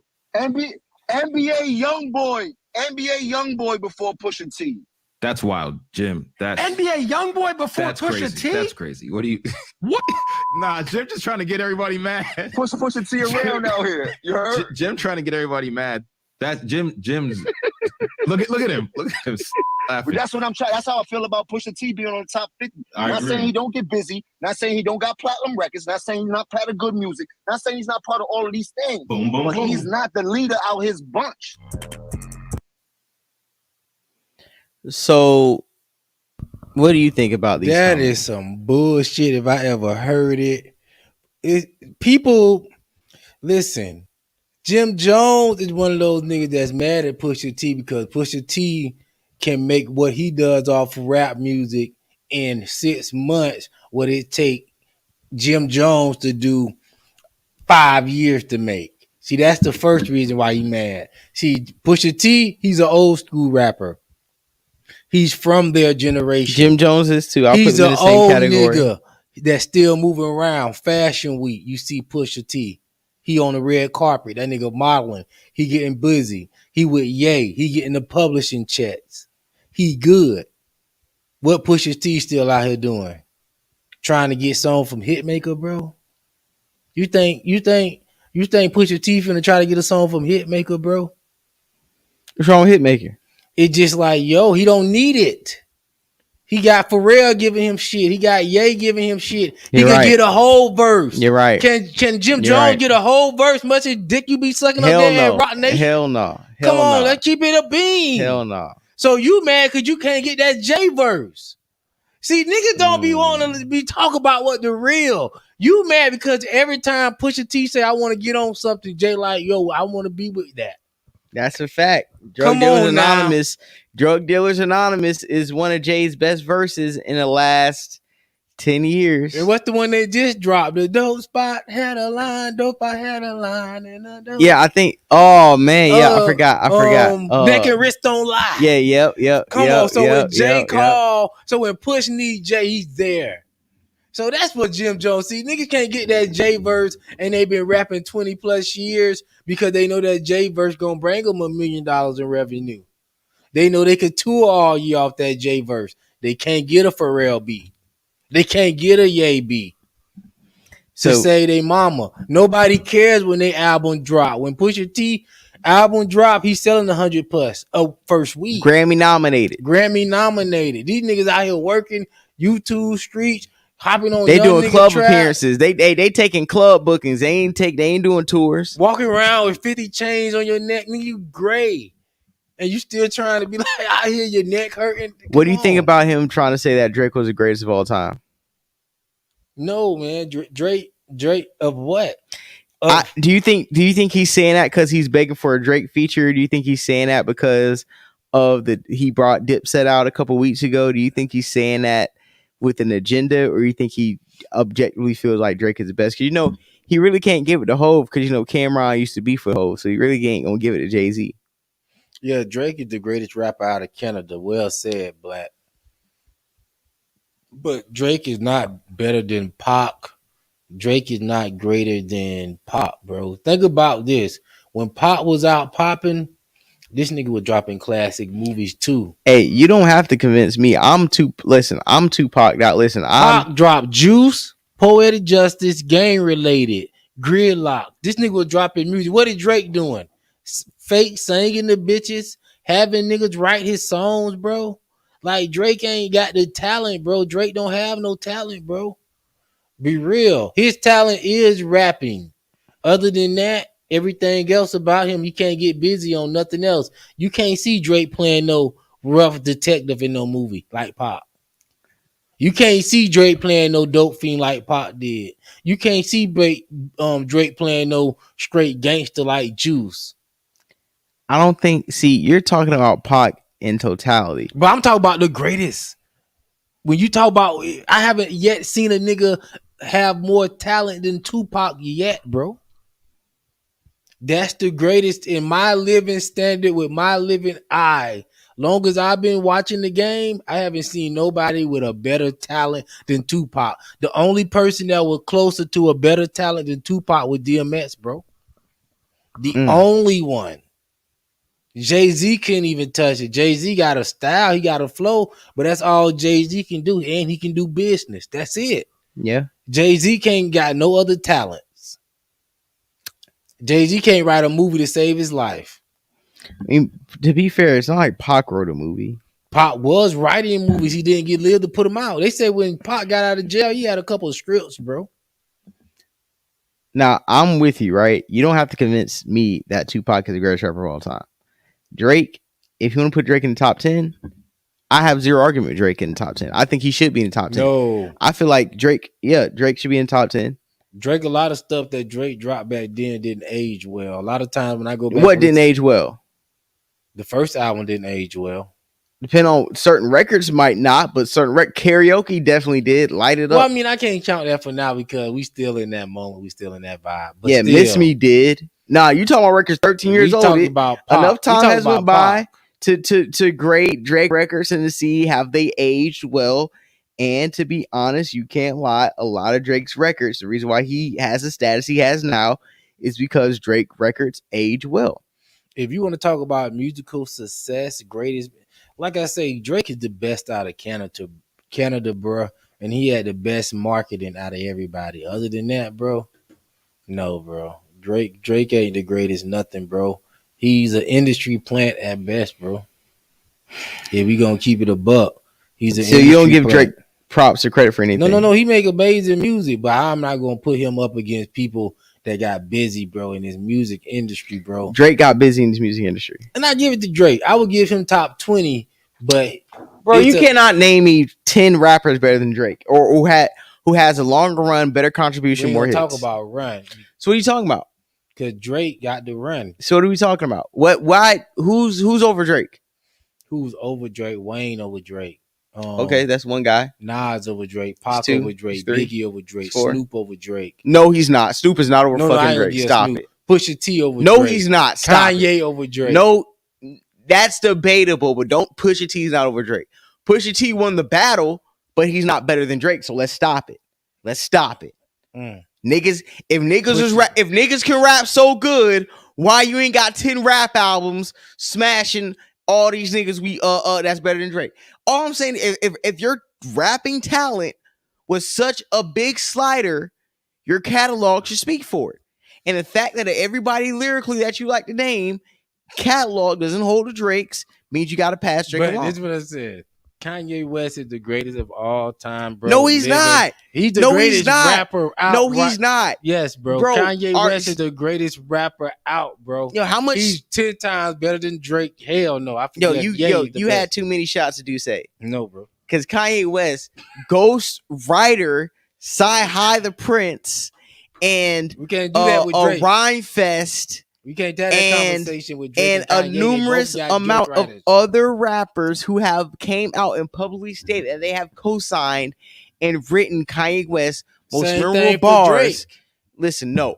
You've heard about 4 reference tracks of Quentin Miller. That's what I heard. It's always more. You cannot compare 4 Quentin Miller reference tracks to niggas like Sci-Hi and Rhyme Fest and Consequence. Did you see getting credit for writing some of Kanye's, and Kid Cudi and Travis Scott for writing some of Kanye's most prominent bars? Did you see Kanye documentary? Yes. Kanye got busy, bro. Kanye got busy. Because don't take nothing. But no, keep it there, bro. No, I'm gonna give him his props. Busy, but bro. that doesn't mean because you got to have writers and manufacturer. You can't sit up here and try to say Kanye West, who has 30 niggas in the studio, is the greatest rapper all time, and take that same credential and put it as a negative towards Drake. Because if you're saying that, take it as a negative. But you did, because you named Pusha T and these other niggas who don't have ghostwriting credits on their catalog to put ahead of Drake. And then as you did that, you simultaneously put Kanye West, who has ghostwritten catalog bars, ahead of the same niggas that you place ahead of Drake. So if you're going to put Kanye there, then Drake has to be right there next to Kanye. If not number 1, number 2. And because you won't put him number 2, then that disqualifies you putting Kanye West as number 1. Kanye West the best hip hop entertainer to ever do it right now. In your opinion, or is it fact? Is it hip hop fact, or is it your opinion? That's fact. I give Drake pop. I feel like Kanye crossed over to pop, but he stayed true to hip hop. But Drake is dope as far as like his lane. You can't give Kanye props for the same thing Drake did. I'm not taking either credit for the ghostwriters. I'm talking about the greatest performers of hip hop music and what they contributed to the hip hop game. You got to know Kanye made beats, you know what I mean, from for Beanie Siegel, Jay-Z. You know what I mean? Watch the Throne, bro. We go classic for classic. Drake don't got as many classics as Jay. Listen, I feel like Kanye is better than Drake. Then, hey, but what I'm saying is Kanye and Drake are not far on the list, seeing that they both have had ghostwriters. I ain't arguing that. I'm not arguing. Kanye goes over Drake because of his production contribution. But I'm not putting Kanye over Wayne, over Jay. I'll put Kanye over Wayne. Wayne kind of fell off, bro. I guarantee if Kanye come out and he got some fashion right now, and he say he coming out with Donda 3, that shit is selling. So to you, it's 300,000. So to you, it's about relevancy. So if Wayne say he dropping Carter 7 right now, I don't think they're gonna sell 300 the first week. So to J Doug, it's Tupac, Biggie, and Kanye. No, it's Tupac, Kanye. Biggie is Tupac, Kanye, Jay-Z, Nas. Biggie done been knocked off the list because Biggie only had one talent. Can I keep it honest with you? In my personal opinion, and this is not a hip hop fact, but my personal opinion, Eminem is not even. Bro. Listen, my personal opinion, I have Rick Ross. Come on, bro. Over Biggie Smalls. I enjoy Rick Ross's catalog over Biggie Smalls. Well, you know, Rick Ross had a better longevity, so yes, we could give it to Rick Ross because Rick Ross got more classics than I will Biggie. say Biggie Smalls is the antithesis of what an MC and a rapper is. That's all he had. We never seen his business. We never seen his acting. All we seen was Biggie Smalls for music. That's it. He's a blueprint of rhyming and rapping and the art of rapping. I'm saying people have done. I put Snoop Dogg over Biggie Smalls because I know it's more Snoop Dogg songs I like than it is Biggie Smalls songs. And to keep it a buck, I hear you. And I'm not going to say Biggie Smalls is such a greater rapper than Snoop Dogg, bro. As far as like rhyming. Nah. Now that's where I have to hop off the bridge. Snoop Dogg cannot hold a candle to Biggie Smalls lyrically. Snoop Dogg has a lot of ABC 1, 2, 3 lyrics. Like Snoop Dogg is kind of like Wiz Khalifa in a way. I'm just gonna really flow on this beat more than actually give you lyrics. Biggie said gay shit, bro. So imagine if Biggie would have kept rhyming years after years and losing. Right. I give Snoop Dogg that credit. Like Snoop Dogg even said himself, dog, he probably spit it over like a 10,000 rhymes, bro. All right, so to wrap up this topic, do you think Jim Jones is wrong, A, in saying he's better than Pusha T, and B, saying Drake is the greatest rapper of all time? He know he wrong. He say he better than Pusha T. He's hating on Pusha T when he said that, bro. Think he was hating on Pusha T to get some Drake clout, or you think he just to get some Drake, just to get his name out there? And I would love to see a Pusha T Jim Jones versus. I feel like Pusha T would blow that nigga out the fucking water. And like I say, Pusha T drop his shit. And then his shit is out, bro. He don't have to do what Jim Jones have to do, bro. Jim Jones got to run all over the goddamn country, bro. Trying to hustle his new shit. Hey, man, y'all make sure y'all get a like and share and shout out to the Gift and the Curse podcast. Rick Ross, no respect. The real Rick Ross stop using his name. Robin Williams, then he say the Freeway Ricky didn't do nothing. Come on, man. Let me see here. Shout out to Gift and the Curse podcast. Hey, boo, man. Salute to Gift and the Curse podcast. We me and her did a show, I think like last Friday. What y'all talking about? I can't even. We were talking about the Bishop. It was crazy. One thing I like about Bishop got going on a lot. One thing I like about Gift and the Curse is like she'll call me and be like, "Yo, hey, what you doing?" And I'll be like, literally just living my life. I'm like, let me hop on the show for an hour. So, salute to Gift and the Curse podcast. Fridays, Florida was on the platform. We still need to get around to doing some type of like Wednesday show or like some type of mid-afternoon show. Before we get that popping off, we have a Freaknik documentary dropping on Hulu sometime this week, and you have a lot of the Gen Zers and people of our generation chastising our uncles, our aunties, our older siblings, and parents for the 90s adults, the black 90s adults who participated in Daytona Spring Break and Freaknik, and a lot of these sexually charged weekends that now with cancel culture and Me Too, a lot of things that were normalized 20, 30 years ago are now being retroactively chastised by the younger generation as foul, degenerate, and, they're wagging their finger at him. A lot of these online social justice warriors are having their day in the sun with this new documentary, and we have a few clips and a few things that we are going to talk to. Yes, give the Curse podcast. We definitely have to get the Hulu subscription renewed so we can review this. And let's go ahead and play this. Matter of fact, no, this isn't even the clip. This is a man actually just talking about the perspective of us in the community. But this is good. Let's go ahead and play this because this is gonna be a great point to what we're about to show. What I'm addressing is the lack of values. What I'm addressing is the morality that's being taken from our culture. What I'm addressing is the fact that we don't realize what is taking place right underneath our nose, right? And we're being programmed to be very dehumanized and desensitized and whatnot, and very beast-like in our nature, right? We're becoming very they in the streets fucking. How about that? They in the streets fucking. You know what I'm saying? What kind of bestiality? You in the free world. You in America. Yeah. You in the streets boning and whatnot. That's what they would do in places that was considered to be third world. Mm-hmm. And see, I wasn't going to say nothing like this because I was just going to let black people self-destruct, but this is what they want to do. I'm like, yo, black people, y'all don't care what type of image y'all get painted of y'allselves. And then y'all want people to take y'all serious. But it's not me saying it. I'm just co-signing what I'm hearing in this video. I did not find this video. This video was sent to me, and this man is right. But when somebody say, yo, black people, y'all wrong. Oh, this the culture. All right, well, this is the culture. Whatever.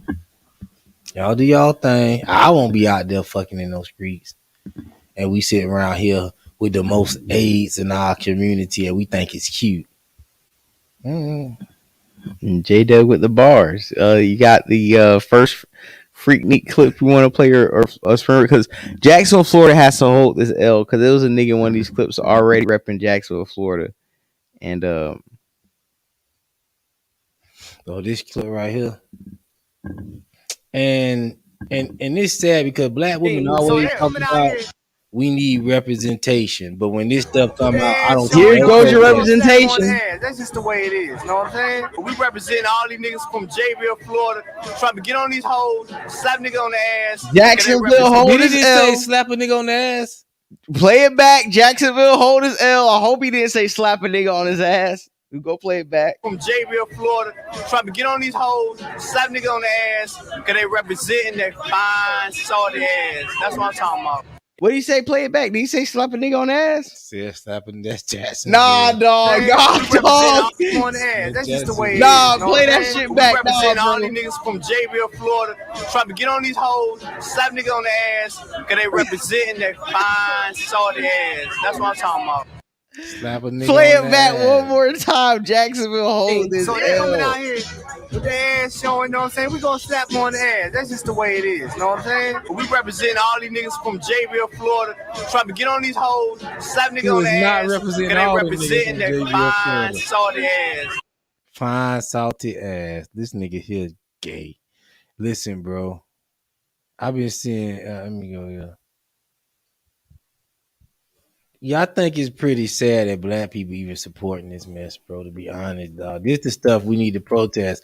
And this the stuff like the NAACP and stuff used to be protesting back in the day.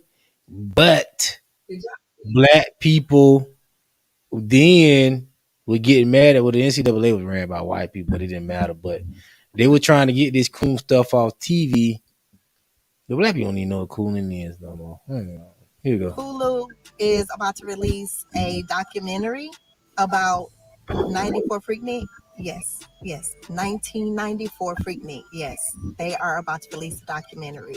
I've been to several Freakniks. 94 was one that I attended. So I'm just praying that Jesus be a fence. I'm praying that Jesus just be a big, tall privacy fence. That's my prayer. You know, I will say this though. Like when they would bring out those video cameras and start recording, I immediately removed myself from the that situation. I never ever was okay with being recorded.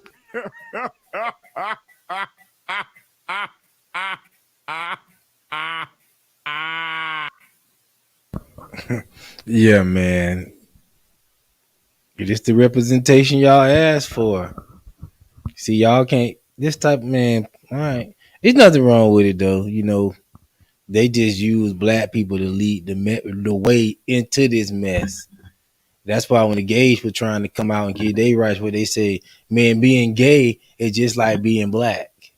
Remember they were trying to push that? Yeah. You know what I mean? Yeah, they were saying gay is a new black. And I didn't understand what they mean, but what they saying does make sense. It's like letting it all hang out. You know, black people, we like a real loose vibe. You know what I mean?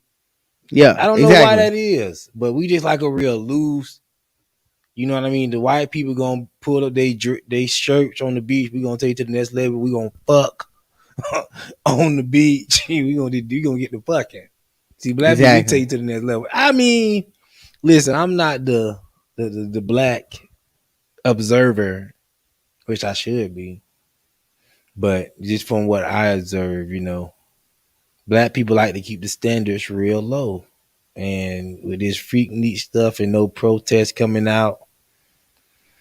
Y'all gotta understand, people around the world finna see the people that the imagery. Yeah, the niggas that be online trying to talk like elders, they finna see exactly what we was into back then. On top of the fact that a lot of the elders that try to talk about how this generation is lost is like, what did we learn from? Yeah, they raised us. They raised this mess, bro. Getting nasty. But you know, it is what it is, you know what I mean? And we got that one clip of the niggas talking about condoning sexual assault. I sent that. It's like 98 Freaknik, or it was something Florida, something. It was a nigga in a Q outfit in a fraternity condoning the bullshit. And I want to address that. There's 32 people in the live. Please hit the like button, subscribe button, share. Oh yeah, man. It wasn't no such thing as really sexual assault back then, though. Charlamagne pointed that out too. That was pretty funny. But let's go ahead and run it. People, shoot, it wasn't no such thing as no sexual assault. You here, and that's not go for how it is now, but you here, you got a pussy, you got some dick in you. Respectfully speaking. Now, it's even worse nowadays because you don't even gotta be no pussy. Right. That will, right. So you should dress appropriately. So I resent that statement because, you know, that just means I had a little shirt on, I had a little shorts on, I got it, I can flaunt it. the party atmosphere, it's just kind of like being at a ball game. Once everything gets going and you walk around naked and you get grabbed, don't come crying at the end and say, oh, well, I didn't know I was going to get raped. Or I didn't know I was going to get. Nah, keep playing it. Keep playing it. You can't say that because the sister's walking around down here showing a lot of her body that she is asking to be raped. That is just her saying that she is showing her body. She's a beautiful black woman who is taking pride in herself. She has it. She can show it. The bottom line is when she flesh. Now, I would not grab your body, but there are people that will. That will, right. So you should dress appropriately. So.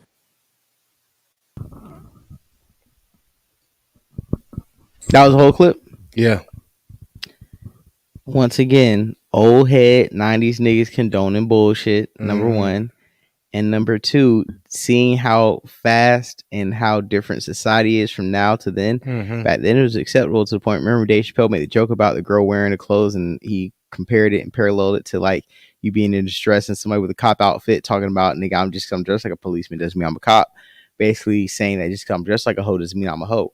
Now, one thing I do like about that, just because I dress like a hoe doesn't mean I'm a hoe, is that now in society, just because a woman is dressed scantily clad doesn't mean she has to be touched on. 20, 30 years ago, that same woman would probably be sexually assaulted in a crowd of men, right? So there is a good point, and there is a positive that came out of these types of discussions. But what we're seeing is not only are people afraid of their moms being exposed as hoes on Freaknik, the real issue is a lot of y'all daddies and uncles and brothers exposed to being sexual predators, molesters, and rapists during this Freaknik documentary. That's what we really need to have a discussion on. And the black men are predator narrative conversation that a lot of these bad witches are having, they're gonna have a field day with the think pieces that are gonna be let loose on Twitter this weekend. What do you think? You know, them niggas from them time was a little more sexually aggressive back then. You know what I mean? Versus the niggas now, you know, niggas jacking off now to porn, so they not as sexually aggressive as those niggas was back in the day. But, you know, I do feel like, you know, all that going back in the day trying to accuse people of sexual assault, the atmosphere was so different, man. The atmosphere was so different. So, I mean, like, would you give these men in this video an excuse, or are you looking at it more of the times they're in, or like, because what they're saying is, to me personally, it's some bullshit. They're condoning sexual assault based on like what they're wearing, but also they're holding the women accountable. Like, you know what niggas is doing down here. You heard the stories. You coming out here dressed a certain type of way, walking through a crowd of men. Certain women who do this are looking and they're seeking for niggas like us to grab on them. But there's another group of women who just want to walk through and not get touched on. But you are counting on the men to have enough discernment to know the difference between the two. And I'm not shooting any bail. I'm just trying to regurgitate what he was saying to the women back in that era. We just happen to keep it real, dog. When some women want to be, you know, like he said, if you're walking through a crowd naked, like he said, that's what I heard him say. Let me hear him again.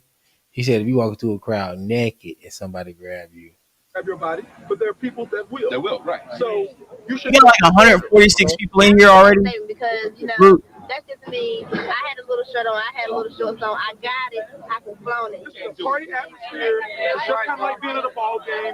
Once everything gets going and you're walking around naked and you get grabbed, don't come crying at the end and say, "Oh, well, I didn't know I was going to get raped." What? You see what I'm saying?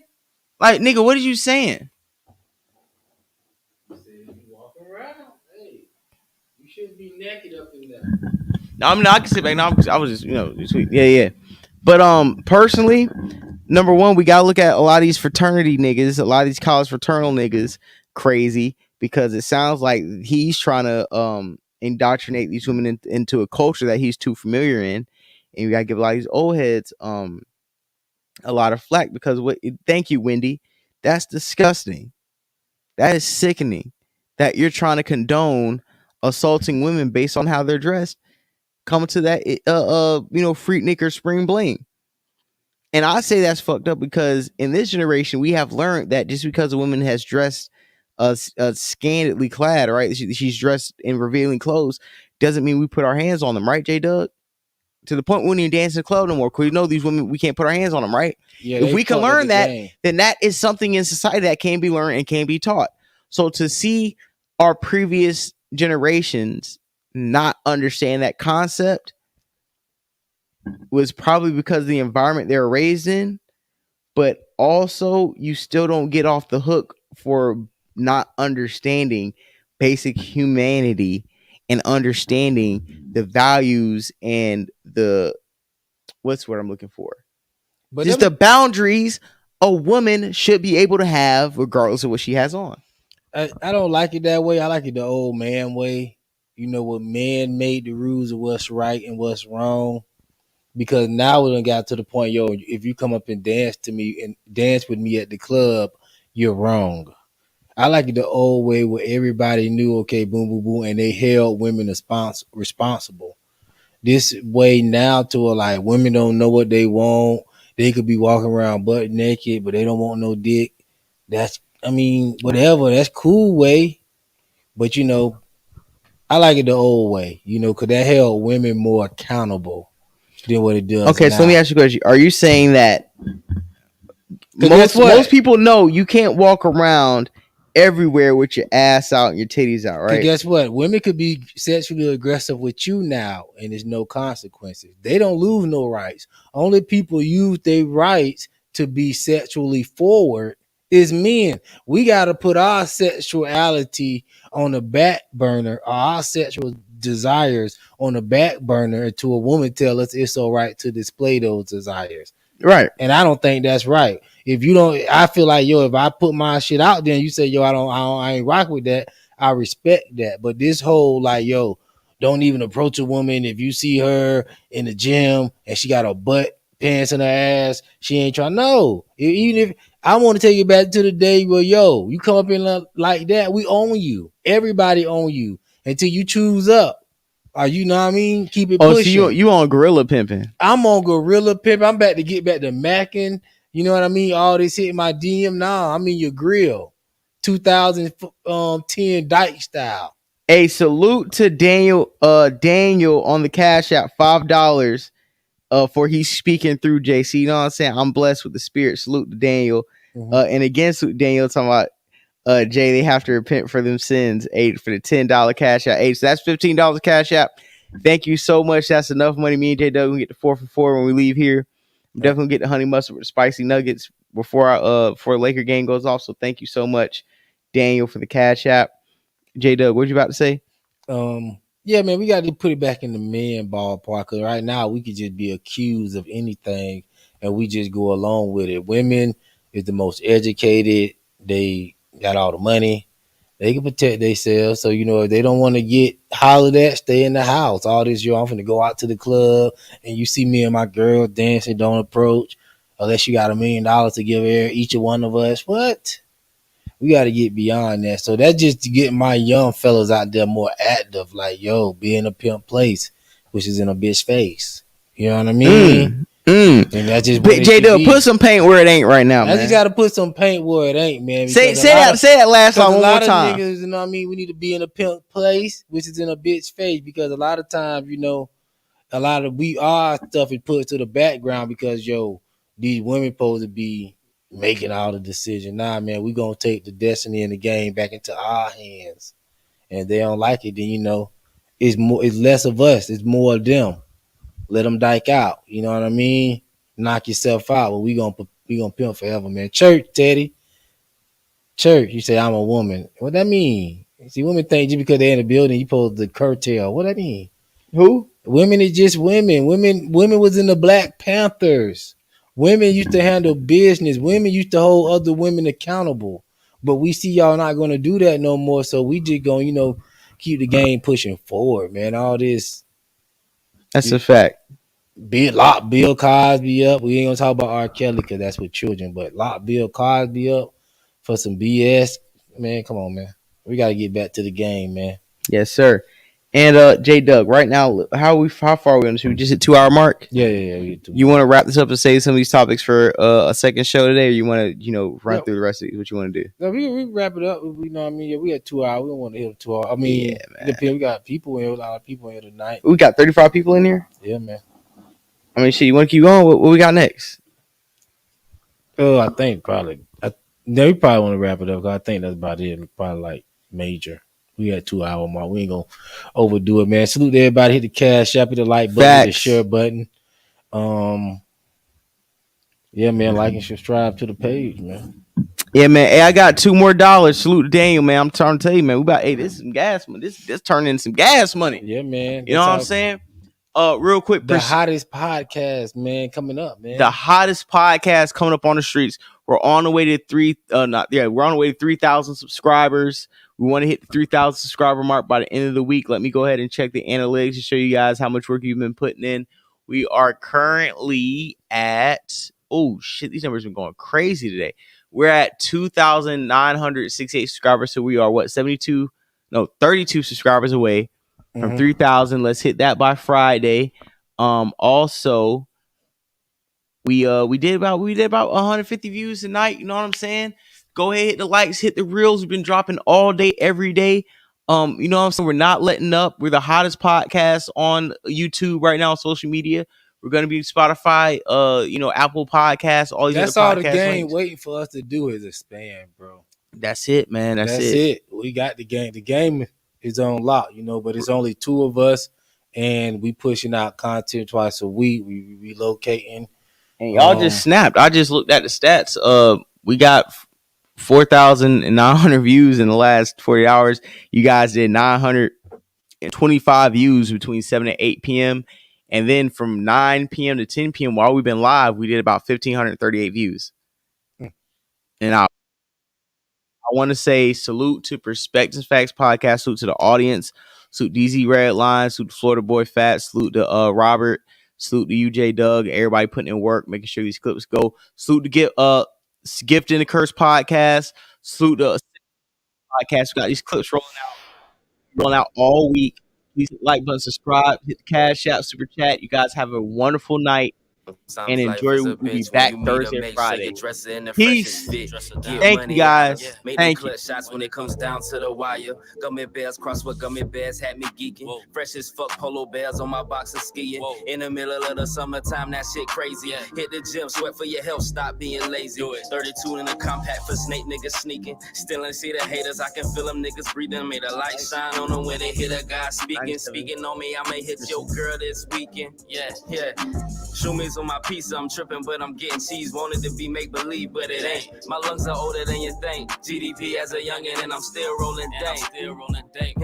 Baby looking delicious, I wanna dip it in a tank of chocolate, then lick it off properly. Like whoever looking finna get a show, who stopping me? Blue lemon on my raw organic black property. I'm coming up like Mentos in a Coke bottle. Wanna make a Coke, I ain't a reference, but I don't want a fair problem. I'm fresh as fuck if the fair's watching. My outfit killed a white bitch, I think I need a Johnny Cochran. I made sure the gloves fit, sipping OJ. She brushed her teeth and tongue with my dick, I came Colgate. Afternoon when Robin, Florida boy Jay, chilling Riverside, few shots, watching my tequila sunrise. I fucked them from midnight to sunshine, smoked it after she climaxed, made a tree climb.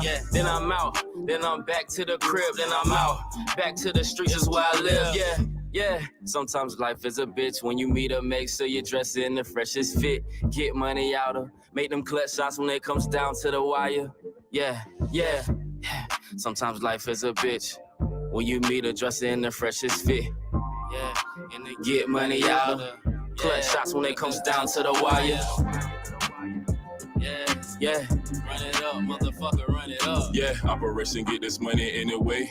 Yeah, run it up, motherfucker, run it up. Operation get this money any way possible. Niggas going broke, and to me it ain't logical. Whether you got a pocket full of stacks or still in pocket full, stack it to the ceiling. In vacation somewhere tropical, smoking on that tropical. This shit look like poison, no. Damn it, nigga, I don't even ask what it's going for. Yo, I had to do it. I had to.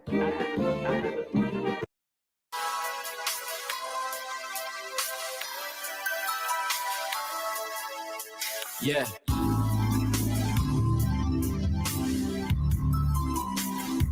I had to do it. DZ Redline, the new mixtape out right now. Operation get this money anyway. Stack it to the Check it out, all streaming services. DZ Redline and community section. Yeah. I got a wide open cruising to this Janet Jackson. Deep conversations, never ending, never lasting. Dawson smoking whip, full moon, got the insides lit. Baby, we riding in the clouds, sweetie, I can see everything. Watch them scratch and claw back from 27, nothing in these rat and pennies. Fucking crackers, shoot the rats with pennies. She tried to go back and forth, couldn't match with my tennis. Put her on the belly, fuck the head that I was buying kidneys. It was all computer loving dog, I never got a digit. She was nut hugging while I wrote raw papers cause they the thinnest. Mission complete, eye contact only, super strategic, all about the money. Let's damn man cook it, GM3 it. On 95 windows crack, letting the wind blow. Real life rap, no game, this ain't Nintendo. This the Genesis, Dreamcast, that's the projection. Keep a pistol on my hip just for protection. Keep a pistol on my hip just for protection. This the Genesis, Dreamcast, that's the projection. Real life raps, no game, this ain't Nintendo. On 95 windows crack, letting the wind blow. Rose gold runs and gushments, coasting, consuming candy. Saturday night cartoon shit, elephant print all over my 85s. Kick back with the car and drive, floating around giving game. Only if she can get me paid. Flash the lane in the flat. Flash 06, the Wayne Wade, perfect picture for my listeners, Thomas Kincaid. I'm a smooth operator in paradise. She wanna bet on me, then it's time to blow my paradise. Rub and shake them up a little bit, then roll them out. We look gorgeous together, girl, I ain't pulling out. Like fuck a plan B if plan A is working. Master your mind if you wanna shine. Girl, fuck all that twerking, yeah. On 95 windows crack, letting the wind blow. Real life rap, no game, this ain't Nintendo. This the Genesis Dreamcast, that's a protection. Keep a pistol on my hip just for protection. Keep a pistol on my hip just for protection. This the Genesis Dreamcast, astral projection. Real life rap, no game, this ain't Nintendo. On 95 windows crack, letting the wind blow. On 95 windows crack, letting the wind blow. On 95 with that set, letting the wind blow.